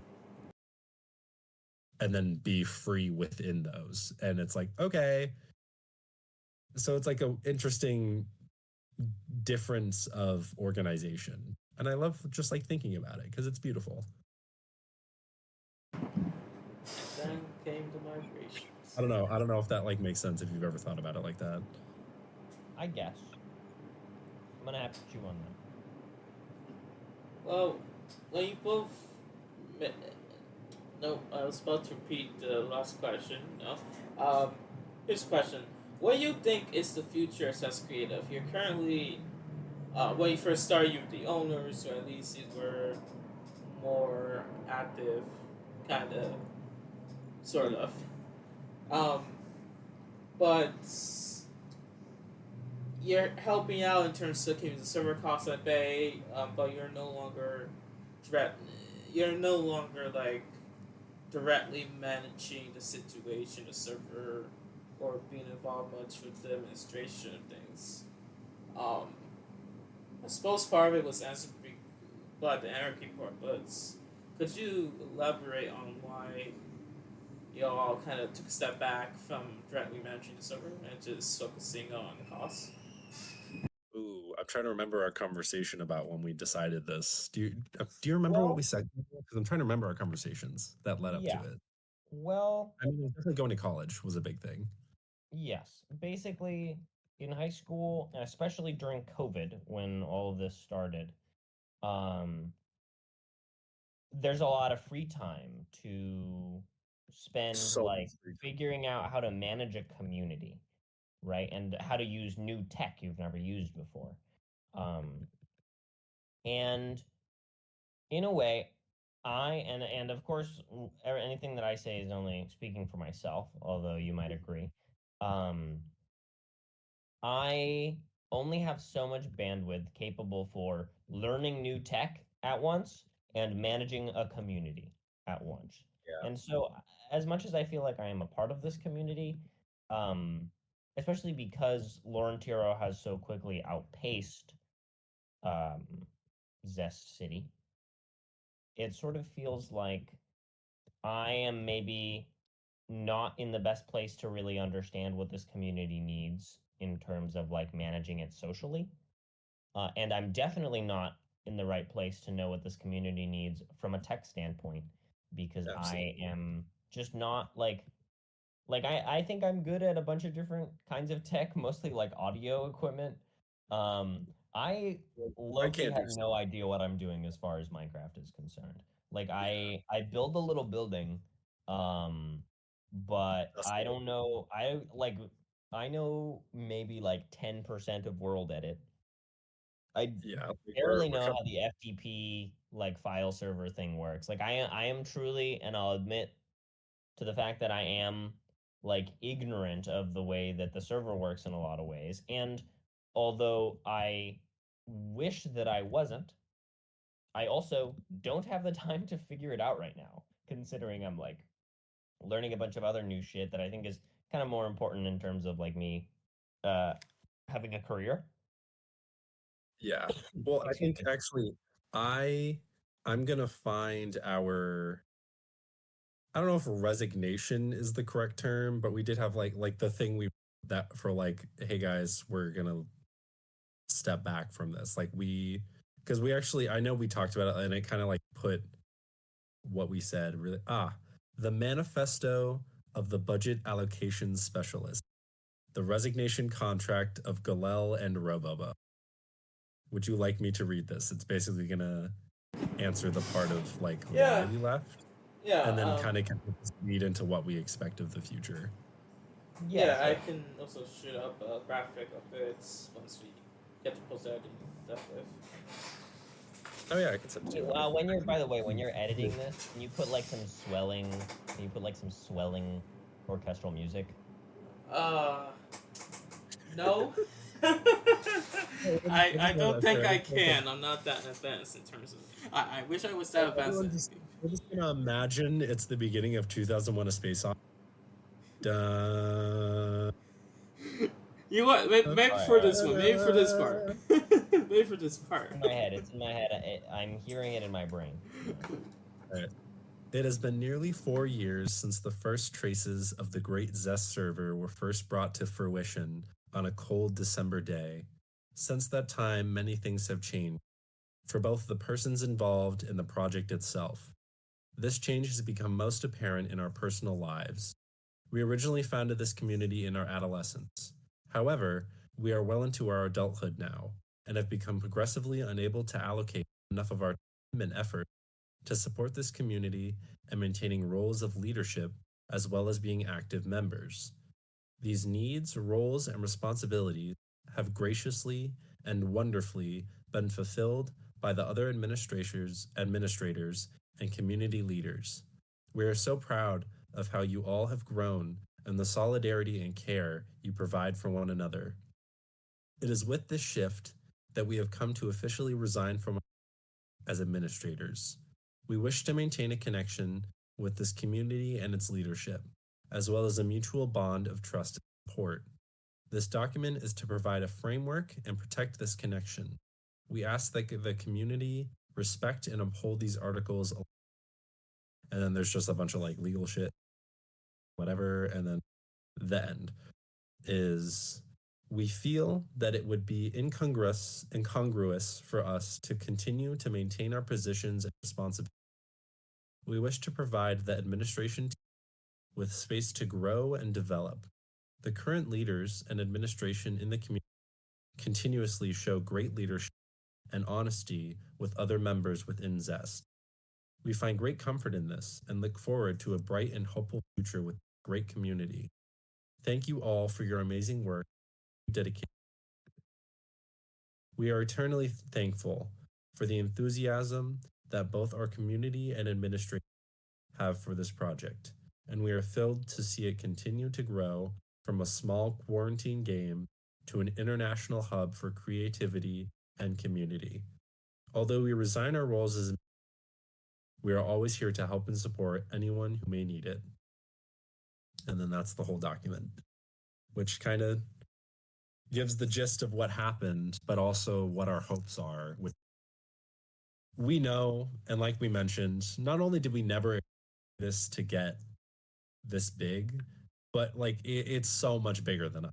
And I don't know if I can also say the same if you'll agree with this, but I feel like this is kind of what we both can say is that we hope to see this grow and foster itself to become just a large positive space that encourages people, not only allows people to feel safe, but to allows people to feel safe to be who they are, but also to open, grow and learn from each other and also express themselves freely while also being able to develop one another's creativity and skills through just genuine enjoyment and being together.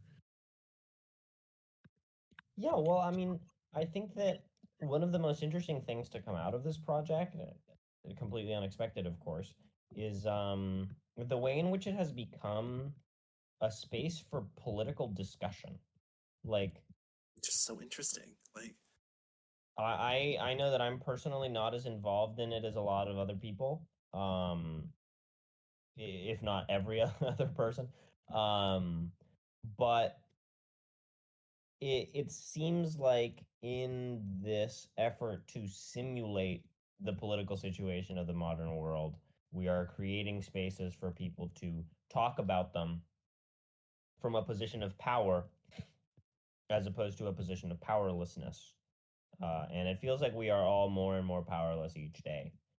Um, and so, one thing that I'm really hoping will become uh, of the server in the future is kind of an avenue for more direct political discussion and not just like, you know, what do we do about this simulated state in our game committing war crimes against a simulated people, and like allow that same space to foster discussions of what do we do about the real state that we live in that is committing real war crimes against real people. and I think what's interesting to think about is I think that will come about probably much quicker than we'll expect because I like when we're saying like simulated of everything, the like states and peoples and cultures and all that are created, especially in Lore and Tiro. It's not just like you and something you made up. It's two wholly separate people who have made these two wholly separate society and cultures and ideas interacting with each other, which is literally like on a smaller scale what real life is. So I think it will foster it much quicker than I think anyone will expect. And But I'm also, also there's a lot of solidarity. There's a lot more yeah, solidarity than you would think. Like and there's also problems here and there, but like overall, this is a community that is extremely global. We have people from all over the place. very Um, diverse. and Also, I a think that, very large diverse in like class and background, yeah, like so much diversity. one thing that we need so bad right now is for people to recognize that we are not really on a global scale in a nationalistic struggle. It is not one country versus another country. No, Um, Globalization has kind of taken care of that. It is instead very clearly a class conflict. It is the upper class of every country in the world versus the everybody else. And so I'm hoping that people being able to have this space to talk to each other is going to allow us to, I don't know, to foster that sort of uh, connection and that sort of dialogue. Um, because in the same way that everybody is just really on one server and pretending to be part of different things, um, we are all on one planet and pretending to be a part of different countries. Yeah. That's a great way to put it. You know, it's this has become an environment that truly this has become a space that, well, like not like all the way, obviously, especially with things, for example, like people who aren't native English speakers are on here or like speak English, but like I feel like just by its nature, a lot of division has been eradicated. Like, especially with the fact of like the genuine anonymity of the internet. Like, everyone on here, like, other than people who see, like, other than that, no one genuinely can know each other's age, gender identity, class, ethnic background, nationality, like, none of that. It just all, and like, sure, you can talk about it, you can tell people. There's no obligation to, and it's not something that is prevalent because that's not how we're interacting with each other. Like, it's not something that we're considering. We need to consider it because why would we? And even and then you are able to think about that in real life of like, well, why does it matter in real life? It doesn't.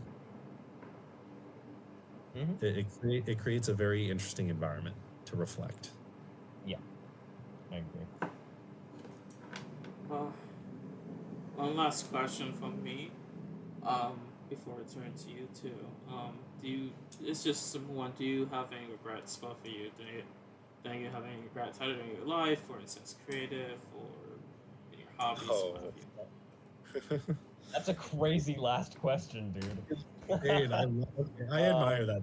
I admire you for asking that question. Shit. Well, let's see. I think. What? Because I have found that I've definitely begun to live my life without regret. Like, I've grown a lot, but I'm not going to act all like, oh no, I'm fine. But because I definitely regrets, and I think there are times when I regret not following not just my heart, but like really thinking about what I want to do in the world, like not reflecting earlier in my life of who I am and what I do. I kind of regret not doing that earlier at points, but I continuously have come to the of it's okay though because it already like I have fixed that. Like, that's not something I'm like, I'm here, I'm now. It doesn't matter to think about that because it already happened and I learned from it, and now I'm here. And I'll turn over to Galel to say a few things while I think about if there's any regrets with like the server and the community and such. Shit, I'm still thinking. Well, I think one thing that I regret in my time in the server, anyway, uh, is not figuring out how to use World Edit earlier. It's really a very simple tool. Yeah. And I think I was rejecting learning how to use it for the longest time because I was like, no, no, no, regular commands are fine. You can fill from one corner to another corner. What more would you need? Um, yeah, there's so much more to it. And I know that there's so much more that I'm still not figuring out and that I still am kind of refusing to learn. Um, but it's really incredible what these new tools can do. It really is. I kind of wish once in a while that I was more participatory in the like Laurentiro thing that's going on. I think it's really cool. And I think in a way, my commitment to this sprawl that I'm building um, has prevented me from being able to engage with that part of the community fully. Um, and I think I could have had a lot of fun, but I kind of feel like maybe it's too late for that. Uh, and I certainly don't think that I have the amount of time necessary to be able to commit to something like that to really do it in a way that I feel good about. And also, I think I need to pay more attention to real politics. Like the real politics are so important right now that I think if I spent any time like studying simulated politics, that I might tear my hair out. You know, for which I have great Let's be respect for honest. everyone who is able to do that, of course. Let's be honest. Real politics will already tear your hair out. So. Yeah, that's Yeah. what I'm saying. I'm losing too much hair here, man. I only have so much hair. Not Me so too. much. Seriously, they've been losing more and more hair every.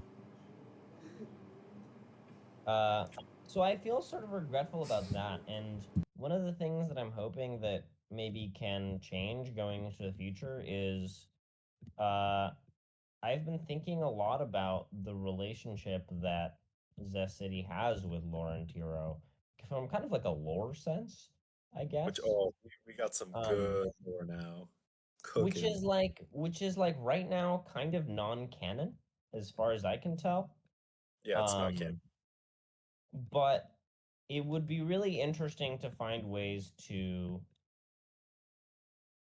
incorporate it in some way, you know, as a different planet or universe or something.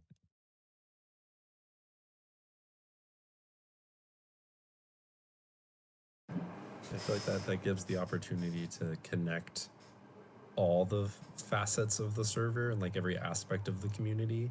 Yeah. Because yeah, we're all on the same like Discord server and like the same Minecraft server, but the worlds are different. Like it's totally different things.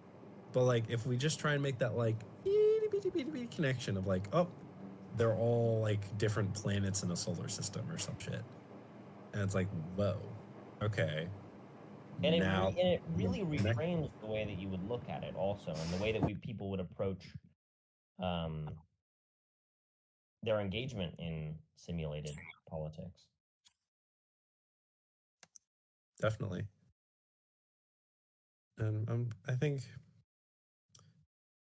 the thing that I find I definitely would regret at times, especially with Zest, is like not. I feel like there's two things of one, I regret not embracing other people's visions earlier or like just accepting it because like I feel like I personally very hesitate to other people's decisions and input, but then like afterwards I'm like, why? That's great. Like that other is always so wonderful because it's something so new and beautiful. And then the other thing is just not like there are definitely times where it's like I regret not being involved in like I guess the caretaking, I guess is the like I for Zest. But then I kind of like get past that when it's like, well, that's not what I want to do. That's like it's bigger than me. That's not the point. I'm just here to let it grow, let it become its own thing. Like I don't want to control it and control people. I just want to support it and let it be its own thing, which is pretty much just like having a child, I guess. But Yeah, I was gonna make that reference. I guess we're just learning to be parents. I guess we are. Yeah. It's the moral of the story, apparently. It's the real world out there. Yeah. We're the gunkles of Zest. London gunkles. Do you remember that? London Gunkles. Sorry, that's an extremely niche reference. Well, the format, I said this in the beginning to kind of explain what in the world's going on here, but I'll repeat it again because we're about to transition to the second part of this podcast. We're almost 2 hours in. But Damn, yeah, that is fucking crazy. yeah, I don't think I, I don't think I had a podcast go for this long, and I like it. I like it. I like it. That's probably a Yeah. good sign. Alright, well, yeah. Point 10, 15 is I ask you 10 questions, you ask me up to 5 questions. Since there's two of you, No, I think we can just do 5 between the two of us. I think we can just go back and forth. And then, do you want to mutually agree, Galel, that the one question we can share is asking Kire about regrets? Yeah, I think that's Just good. throw that question right back at you. So, all right, Yeah, I think that's what are some of your regrets? Not only you don't even have to not even within life. I'm just curious to hear about within life, not just within Zest, but within your history of Minecraft, like involvement in this online community. oh, that's a good question. But honestly, when in the early parts of this being in the Freeville community, I took things too seriously, and I took things too seriously in life. Like I was too I was sheltered back then. This was like 2019, and before that, a little bit after that, but I was sheltered, man. And I didn't emotionally. I wasn't mature, especially way back in the day. But I wasn't mature emotionally, and We were all young at some point. I had this facade of being either super serious, like not getting a joke, and this is gonna be a bit difficult for me. But I had a group of friends, who kind of got me away from that shell and really helped me out, especially after the situation in September 2022. And one of my biggest regrets now is doing stuff that ultimately led to that friend group breaking up with me. Like this actually happened like Christmas of last year.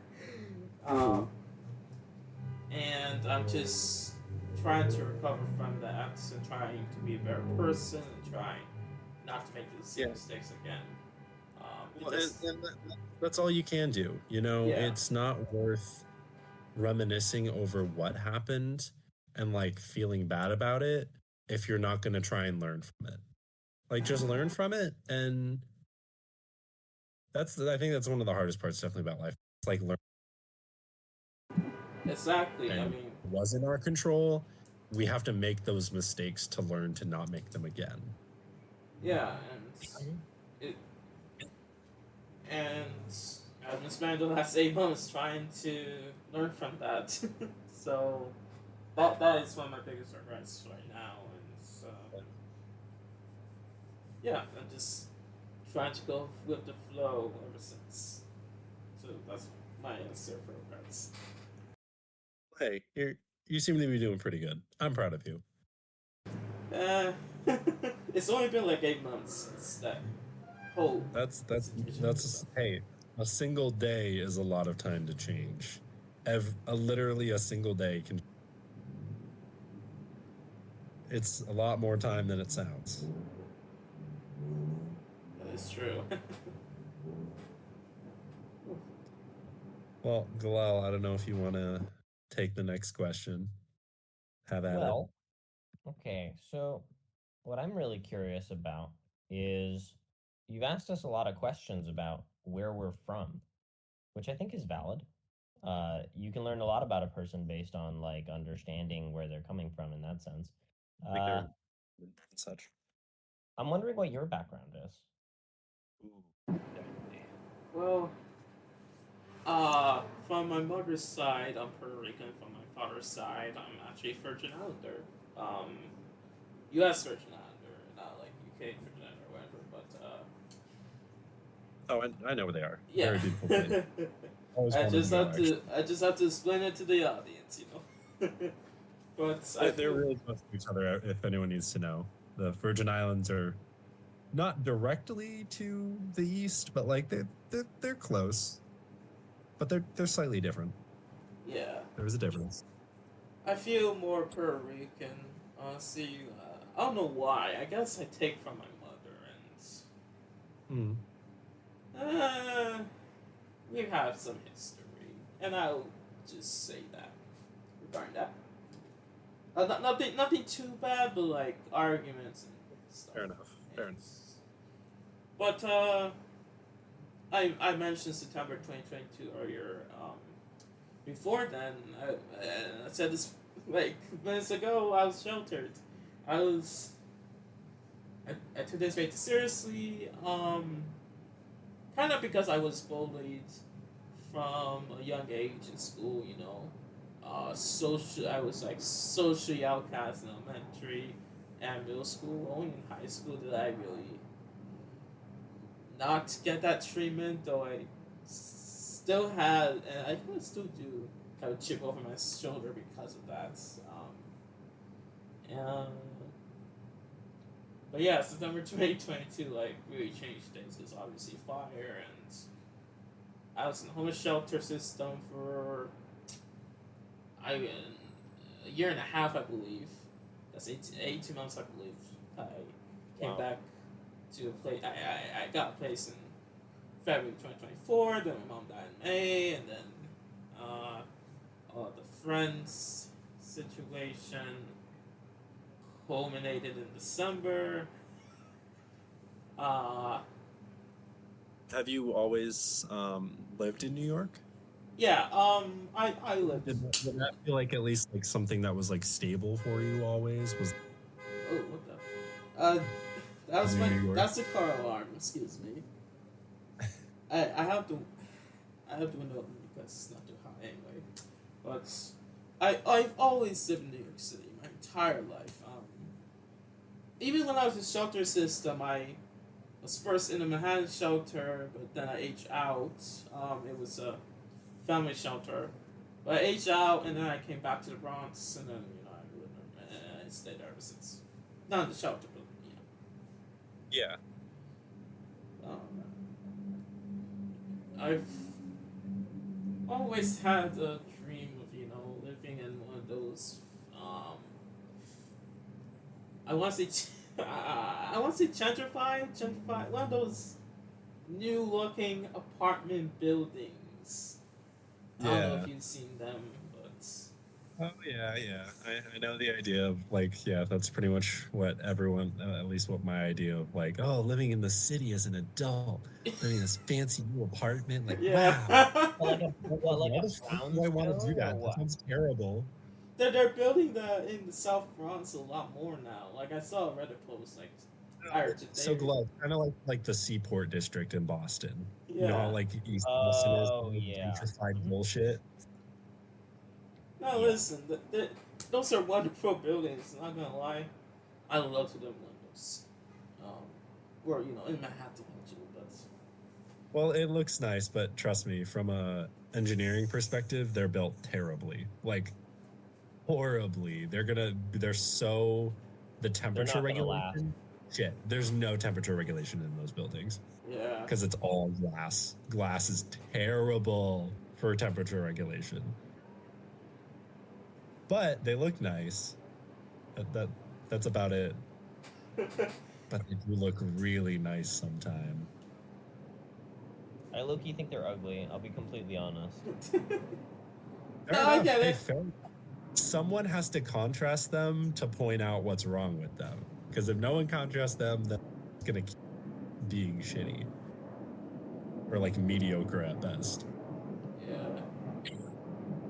Well, I think kind of my next question is like how do you think not only like your upbringing but just like your life and what you've experienced, and especially being in New York City, like which is like it's the Big Apple, like everyone in the world Like a lot of the world has heard of New York City. Like it's the Big Apple. It's That ain't no it. small apple. Nope. How do you think that's like influenced your build style and like your I guess canon for things that you build and everything like that? Like how's that influenced your style? Well, I'm a big public transit fan, and as you probably already know, New York City has the biggest subway system in the United States. And I'm a big public transit fan. I live in the place with the biggest subway in New York, in the United States. You can probably make a puzzle out of that. But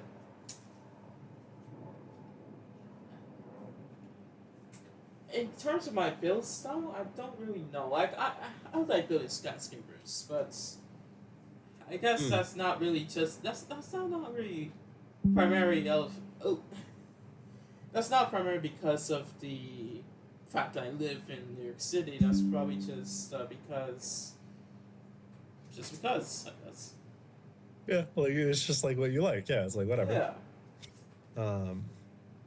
I will say I've noticed one thing that I love about your planning and building style is like there's so, especially in Schleidertown, but even just like any, it's almost always like housing of some kind, and that's honestly beautiful. Like I love it because I think that's something that a lot of people, especially in like if you're doing like a building a Minecraft city, even if it's not like Lauren, like it's not like a like realistic P kind of situation.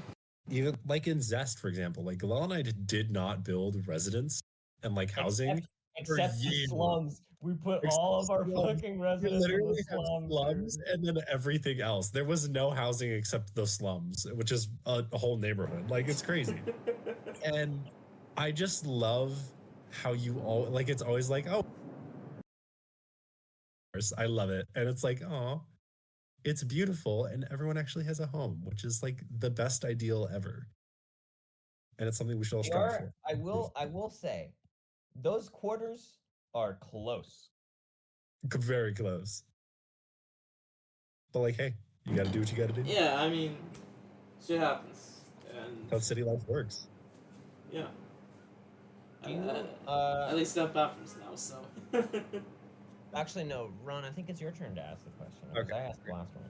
Well, no, I had asked the big one about like build style and all that. So.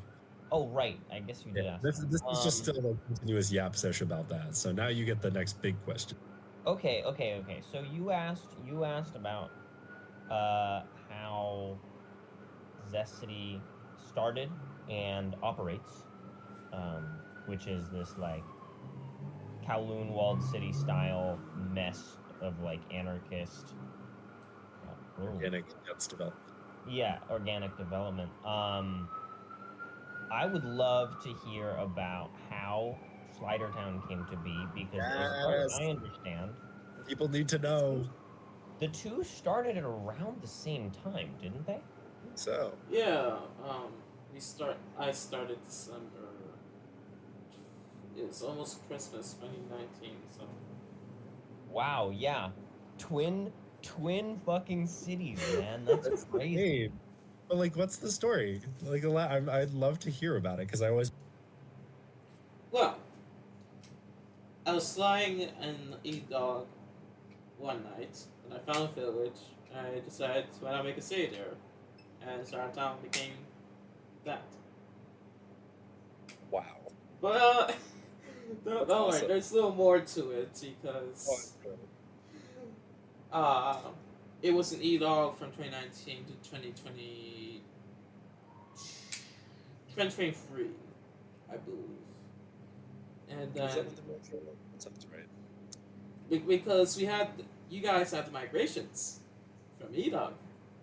Around. That was after we merged with Kager, and then E-Dog like migrated. Yeah, and then Moraine. Moraine really helped with. Moraine's the reason why Schleidertown is in Zest to begin with. So. Really? Yeah. Well. I wanted to during this time, I had drama with the server owner, and if you happen to be a Zest Creative, you probably already know the story there. Yeah. And the only reason I was still going to eat up around this time, when I found Zest Creative, was because one, the Freebo community, and two, Charlottetown. So we were migrated. The Freebo community that was already migrating to Zest. So that was one of the two reasons dealt with. The second reason, Startown, was not dealt with until Moraine. Until I asked, I think I asked Moraine, or I asked in general, can we get Showertown from E-Dog to Zest? And they said sure, and they really helped with that, and made Bubble.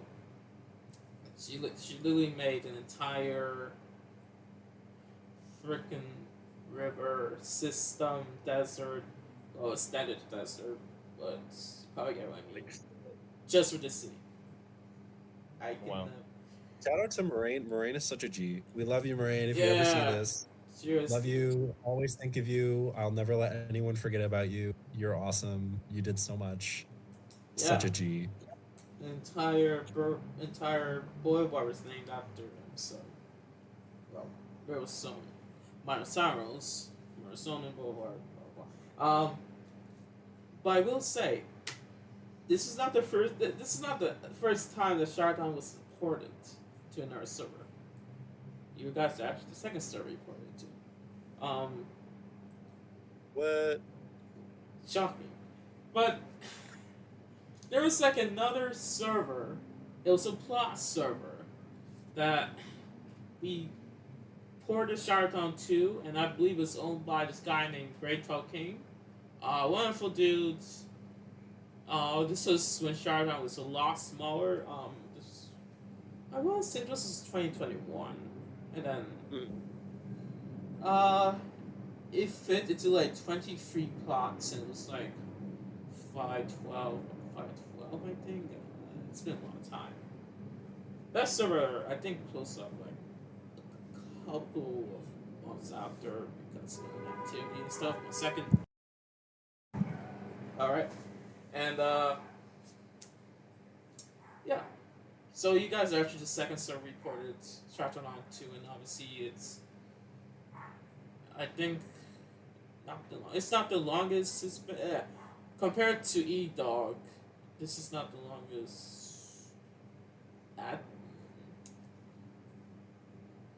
Not the longest active server towns. Do y'all get it? Yeah, I get. Yeah. Yeah. Yeah. That's why Charlottetown exists. Huh. I love it. Such an interesting story. It is truly my favorite city in Laurentiro, man. I Yeah, don't even say that lightly. That shit is so cool. And it So feels so fun to explore it and know that every chunk of it has the same amount of actual real life history as the city that I have spent years building, that feels infinitely deep, and my city feels infinitely deep, and I don't even understand the references that are happening in yours, but I feel like I see them. I recognize that they're there even if I don't understand them. It's beautiful. You've done such a good job. I love going there because I think it kind of really makes me feel like I'm in a new city every time I go. It's like if I went to New York City, right? Or if I went to, if I hadn't gone to Boston before and I just decided, it would be like that.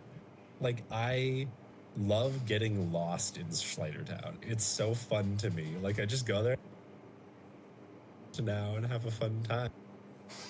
Yeah, no, listen. Zest City is a lot better, honestly. I mean, it's true. It's true. Whenever I get the chance to go to Zest City, I just feel like I'm actually there. I imagine cars or mopeds, whatever, going down the streets, and people actually, living their lives in Zest City. and the public transit system there is good. It's awesome, and now you're doing this government thing. I love it. I'm a big lore guy, and I I think what I love the most about what you're doing is the lore. Like Galel said, the lore and history you have is incredibly deep and complex, and it's beautiful. I just love it. Like, there's so much lore. Everything, like literally every corner when I'm yeah, yeah, like it just keeps going. yeah. I am curious about the backwards text on every sign. That's a language. That's so awesome. That's so fucking Does the broad. Spider-Man have like 4 languages? Officially, yeah, no. You have English, you have backwards English, actually English, but don't tell the audience. And then you have Japanese, except it's not called Japanese here, it's Korisaki. Uh-huh. Because of Korisaki Star Trek community. Yep. There kind of is a 4th language. Officially, it's the Thai language because of our Northwestern territories. It's whole spiel. But there are also a lot of other languages. You know, Polish is Polish.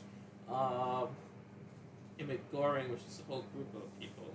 Whole group of languages. Southlander. I think that's more English. Whatever. It's not just English and shared common language. It's a lot of other languages. I unfortunately don't bother to translate stuff to other languages besides English and Star Towner because those are the 2 languages I'm also used to. So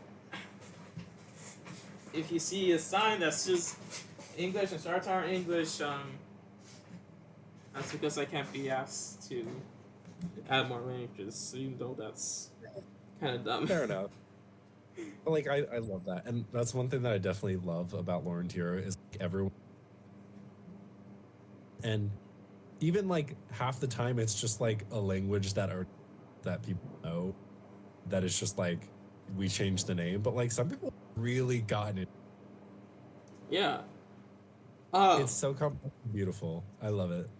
Gents, HF actually developed, not HF, but this dude named Caden Schmaden helped organize the entire alphabet for Haramian, which is the colonial language of Charlottetown. Sick.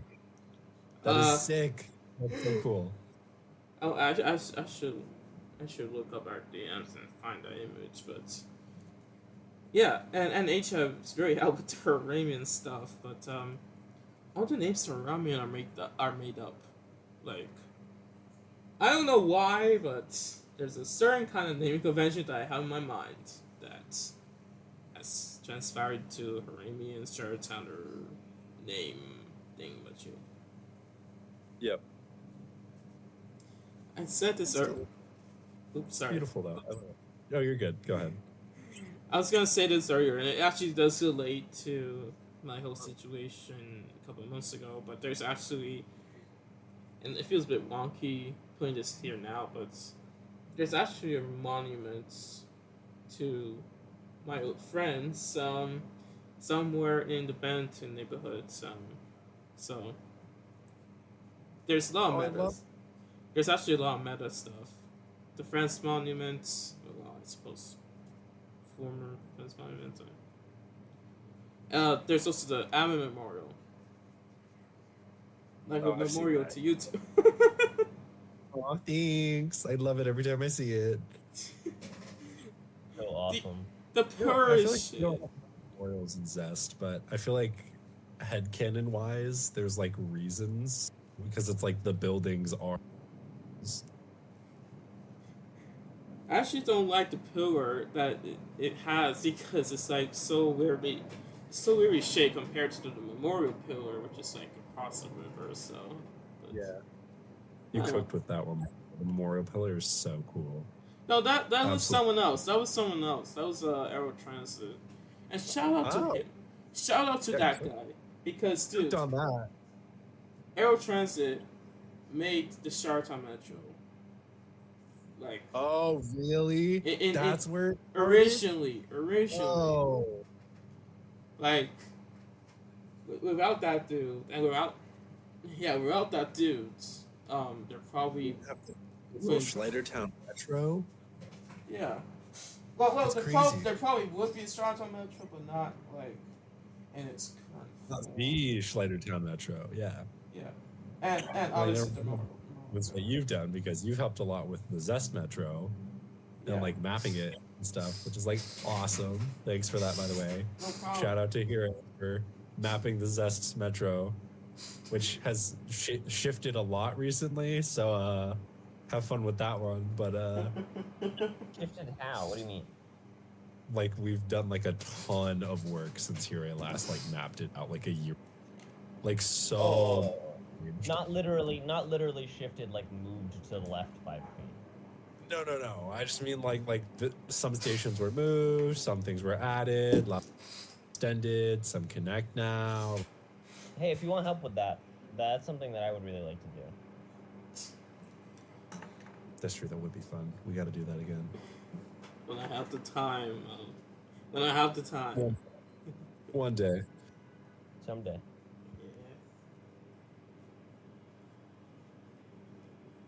Trying to think. I think do we have one more question left, or was that it? I don't remember. Listen, you have as many. Fuck you. You have as many questions as you can. All right. You know what? No. Let's keep it to one like good final question. What do you think, Lo? What's a good question we want to get out of this? If you lived a life within Schleidertown as a civilian, as just like a person with a job who wakes up and goes to work and has a couple hobbies maybe and like goes out on the weekends. All the time with Zest, it's fun. Do you think that you would be happy? That is a very good question. I want to know, would you at least be content? You know, I always imagine Charlottetown, with the car, well, not the cars, the mopeds and people and things like that, but I never imagined a sort of day in the life of an actual Charlottetowner in Charlottetown, living their life, having emotions of that life and what have you. I never imagined that, so that's a very good question. You kind of stumped me there. Well, hey, have fun with it. I mean, I find that I've tried that. Like, I like to do this a lot now. There, hop in the train system and be like, okay, I'm going for the airport, or like, oh.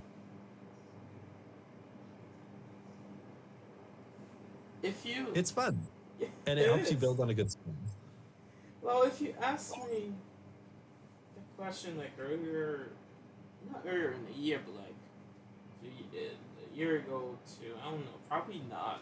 Charlottetown was always during that time a lot politically, a lot of instability in terms of politics. So there was a lot. The housing standards did not allow for a bathroom in Airbnb apartments. So now we have that. Or I suppose I have that. So now I'd say I'd probably be pretty content. I have I have my own bathroom. I have my own kitchen. I have my own. I'll be taking the metro. I'll be taking transfers and what have you. Would you be happy? Would you be happy? Be content, but would you be happy? Which is probably more of like a mindset thing, because you can't build it. Yeah, it's subjective. I mean, what makes you happy? But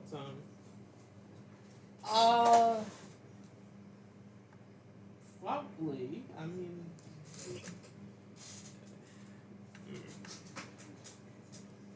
I don't know what the average. There's a lot office buildings in Charlottetown. There's really not that many not industrial. There's not really much industrial stuff in the city. All that's mostly outskirts, country. Um, but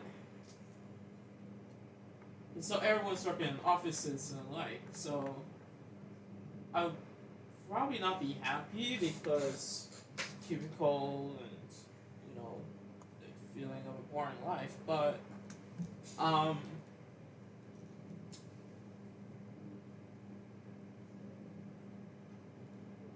I never really imagined how the quality of life is for average city Charlottetown. I've not really imagined that, so I. Wow, honestly you're don't know. you're playing God, and you're not even thinking about your people. Just disgusting. Well, maybe there's something there for you to go into the new 4th century with. Yeah. Or what year is it there? It's the 4th century in our planet. It's the same. It's the same? They have the same... I thought that they had a different year. No, I think it's the same year. Huh. Cool. Actually, I have one final thing to add to get. You don't even need to answer, but just like a general guide from is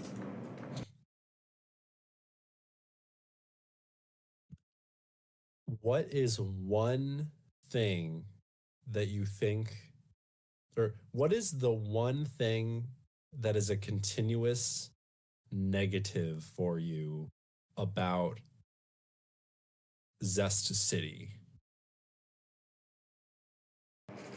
It's the public transit system. Pretty abstract, but It's the public. You know, it's actually the public transit system.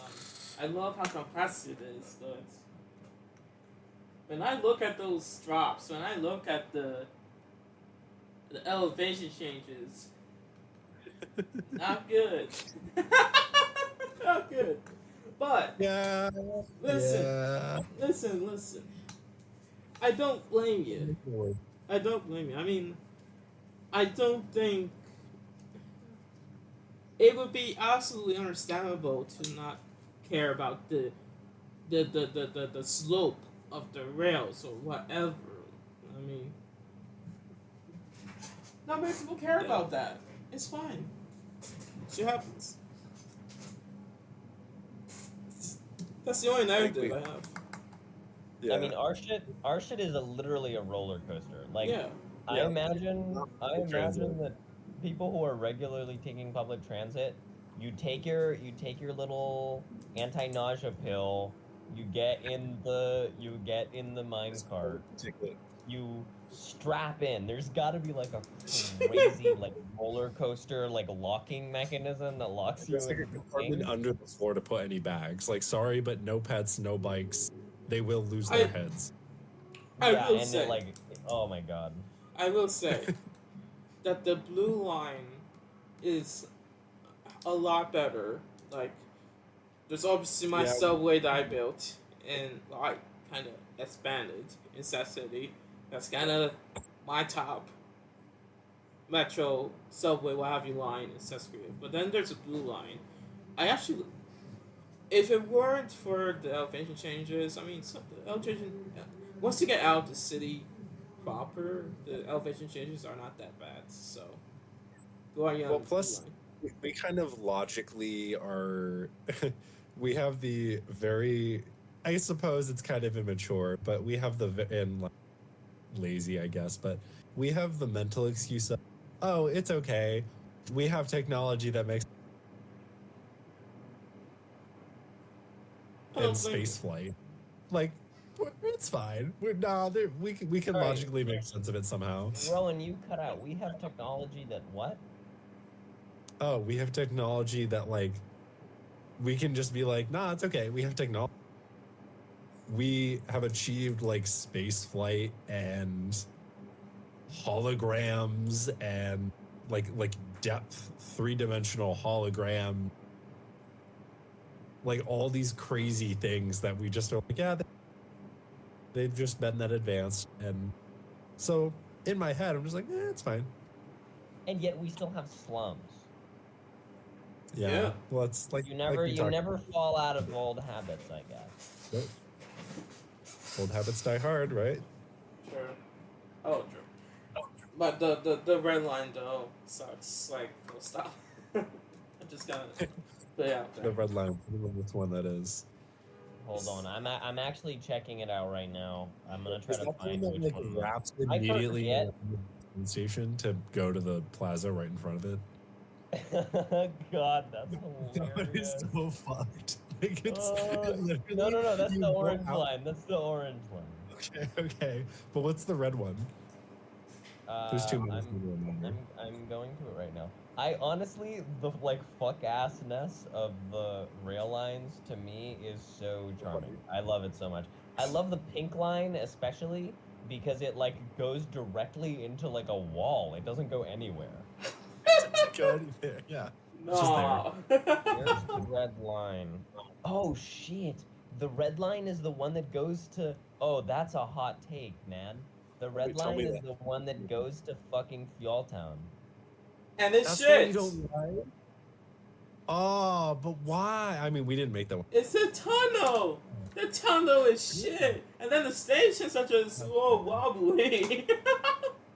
Well, yeah, it's true. I will say, like, halfway through it, it, like, suddenly is, like, floating in the middle of the ocean. Then it's, like, floating in the void of the, like, pit city.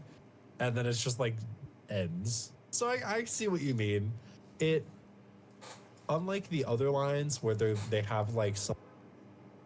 You get to see what you're going through, even when they're underground. There's, like, something... I see what you mean. Like, there isn't anything there. It just goes places.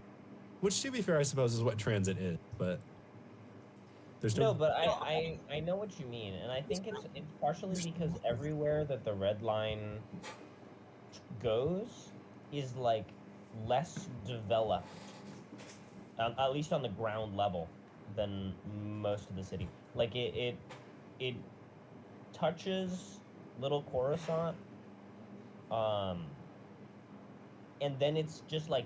And then it's just like Thial for hundreds of blocks. That's true. It is.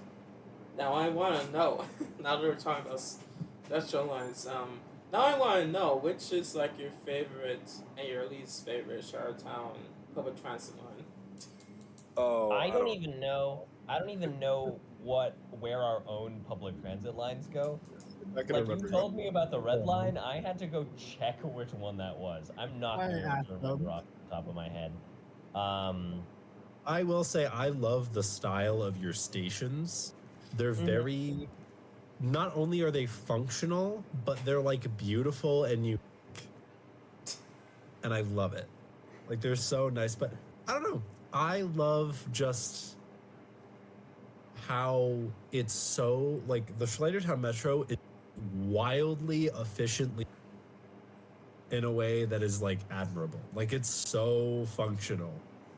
And I don't think I really care where it's taking me. I'm just like I'm just awed by the efficiency. I appreciate that. I mean, I can only say that HF has really helped there. I mean, the dudes literally redesigned dimensional lines to make it more efficient. So, props to HF for that. Seriously, without HF, Charlottetown would probably be less Charlottetown. Without HF, man. Yeah, different. Nice. Yeah. Well, hey, shout out. You know, we love people that have bigger impacts than we realize. Also, this is giving me an idea. All right, new podcast idea. Hot takes, but it's Zest hot takes. And every episode, everyone like for a week beforehand, everyone in that episode go pick like or like a specific city because like for example, if you go to like the medieval, just the or like we go to like Zest City, or like we go to like just Schleidertown, or just like and just a specific like city state, I guess, in Lower Ontario. We could start there, but it's literally just everyone has to give their one biggest hot take about that place, and then we just like talk about it. I feel like that would be a very interesting dialogue. Shit, that's a very That bad or like idea. roasts. Like I really want to see like build roast. That would be really roast of, and then it's whatever the build is. I feel like that would be fun. We should do that. Shit. But who would we start with? What would be the first one? Because that's like that'll set the mood for the whole thing. Yeah, dude, you should. I mean, it's gotta be the ZC public transit system. Yeah. Okay, you know what would be funny though is if we did a roast for the Catgrass free build worlds. Because that's just sheer insanity, and we could just go hot takes and roast it for days. You know what? If you Yeah. you should put that in the Zest Discord. You should put that idea in the Zest Discord. Shit. That's a great idea. Yeah, let me like type it up real quick. Okay. Ideas. 1. All right. All right, so 1 is And he's actually putting it in the little chat thing we made for this. of build and or city, because we can figure out the limitations of the roast. And then 2, hot takes, Zest edition. Any other ideas similar to these? I'm really liking the roast idea, I'm not gonna lie. That would be really fun. Like, just sit there and watch our metro system just get absolutely annihilated. Yeah. No, of course. But also, like, I'm looking for an excuse to like really shit on people who are making skyscrapers, and the interior of the building is black wool. Oh God. Oh boy. About that. Because, like, not gonna lie, I've seen like some of the most beautiful facades I have ever seen in my, like, incredible. I'm like, holy shit, this is like insane. I want to see what's in here. And it's black wool. I'm like, that pisses me off. And not even pisses me off, it's just disappointing. Like, It just the is so disappointment. sad. I'm like, It's like, it's so oh beautiful. man. Like you couldn't have put anything. You know, like at least just empty. Okay, no, I get it for some of them. I mean, if your build is so huge, I don't blame you. But if it's like a tiny one, yeah, why make it so big if you don't have anything to put in it? Like, what's the point of it? Is it just to look at? Because then is it even a building? It's a sculpture at that point. It is a sculpture. It is a film set, really, in my opinion. The other, honestly, you know what I think the first roast location needs to be completely egalitarian? It's gotta be Zan. You know what? Yeah. Vex is the only one who made that, and I don't want to like sit there roasting on because like it's pretty solid. Like no, the building, it's gorgeous. It's gorgeous, but like the internal structures of some of the buildings in Zan are completely fucked. It is. It's very utilitarian. They have interiors that are beautiful, and they have exteriors that are beautiful. But there is a secret third space in between the interior and the exterior that takes up a not insubstantial period or quantity of space. And it's like not quite an attic and not quite a crawl space. And it's like the interiors of the buildings are like floating inside of the shell of the. I'm getting ahead of myself. I should save this for the roast. Save it because I love it. I think we could do Zan, but like we go through everyone. because some people would be fucked. Because I'm like, there are some people who have nothing in their embassies, but then there's other ones where it's like they tried, as in like there's a floor, there's a piece of furniture. Now hold on. Now Minimal hold on. style. I'm not. I feel a little offended by that because I didn't build anything in my San embassy. Oh, fair. I didn't even remember if you did or not. Okay, not gonna lie, I'm kind of proud of mine. I feel like I could. Like Yours I put is a good. little. I have not. It's not great. I'm not gonna say it's the best because I've seen ones that are Do we really have nice. one? Do we have one for ZC? Because I don't think we have one for ZC. No, because that's not tied into that. Yeah, because we're aliens. I guess that's true. We're not in Zan. You have to be in Zan to have an embassy. There is one for Honduras. I'm like, I just let me like, when the fuck did Galel get just given like Honduras just Honduras is in part the of Zan, I World guess. Zero in like some abstract form? Like it's just there. The most obscure state. And I love it. Yeah. Anyway, I think I must depart. Okay. This is very solid. Wow, we've been yapping for Yeah, almost 3 hours. 2 hours 33 minutes. I should probably do my conclusion now. Thank you all so much for watching. It is almost 9 o'clock. We started at 6. Well, not 6 exactly. We had a few problems. We started at 6:20ish, and it's almost 9. So Thanks great for talk. watching the whole thing that you did. Watch while you sleep. Watch on repeat while you sleep. Yeah, listen to our epic yap sesh while you sleep. Yes. More Alright. voices soothe you into dreamland.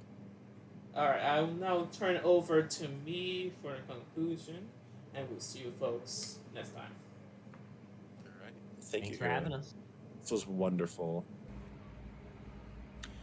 A conversation that lasts for more than 2 hours either means that you're stuck in a lecture or you had a genuinely wonderful conversation with their side. And in my opinion, it was obviously the latter. Me, Rob, and Galel, for 2 hours, just talking. Once we wrapped up the question, my part of the interview, they gave me the questions, and we just kept talking, and it was wonderful. Honestly, it was wonderful. It was so wonderful that I would love to have them back on again. I would just love to talk to them again. Like, we really had a kinship. Rob and Galel themselves have had a kinship for a very long time. It obviously shows. Honestly, I understand why they have a kinship. They're like peas and carrots. They go so wonderfully together. Because they've been there for a very long time with each other. So they know each other. And I see it. And I see how it permeates to the server. Because they run so well. So, I will say this. Again, I love to see them again on the show. I love to talk to them. I would love to, as much as I would love to talk to anyone else on the show. Well, I absolutely love to have them on again. And I absolutely love to just talk to them. Just have a chat with them. Because there's truly a rapprochement with them. So, with that out of the way, I'll see you folks next time.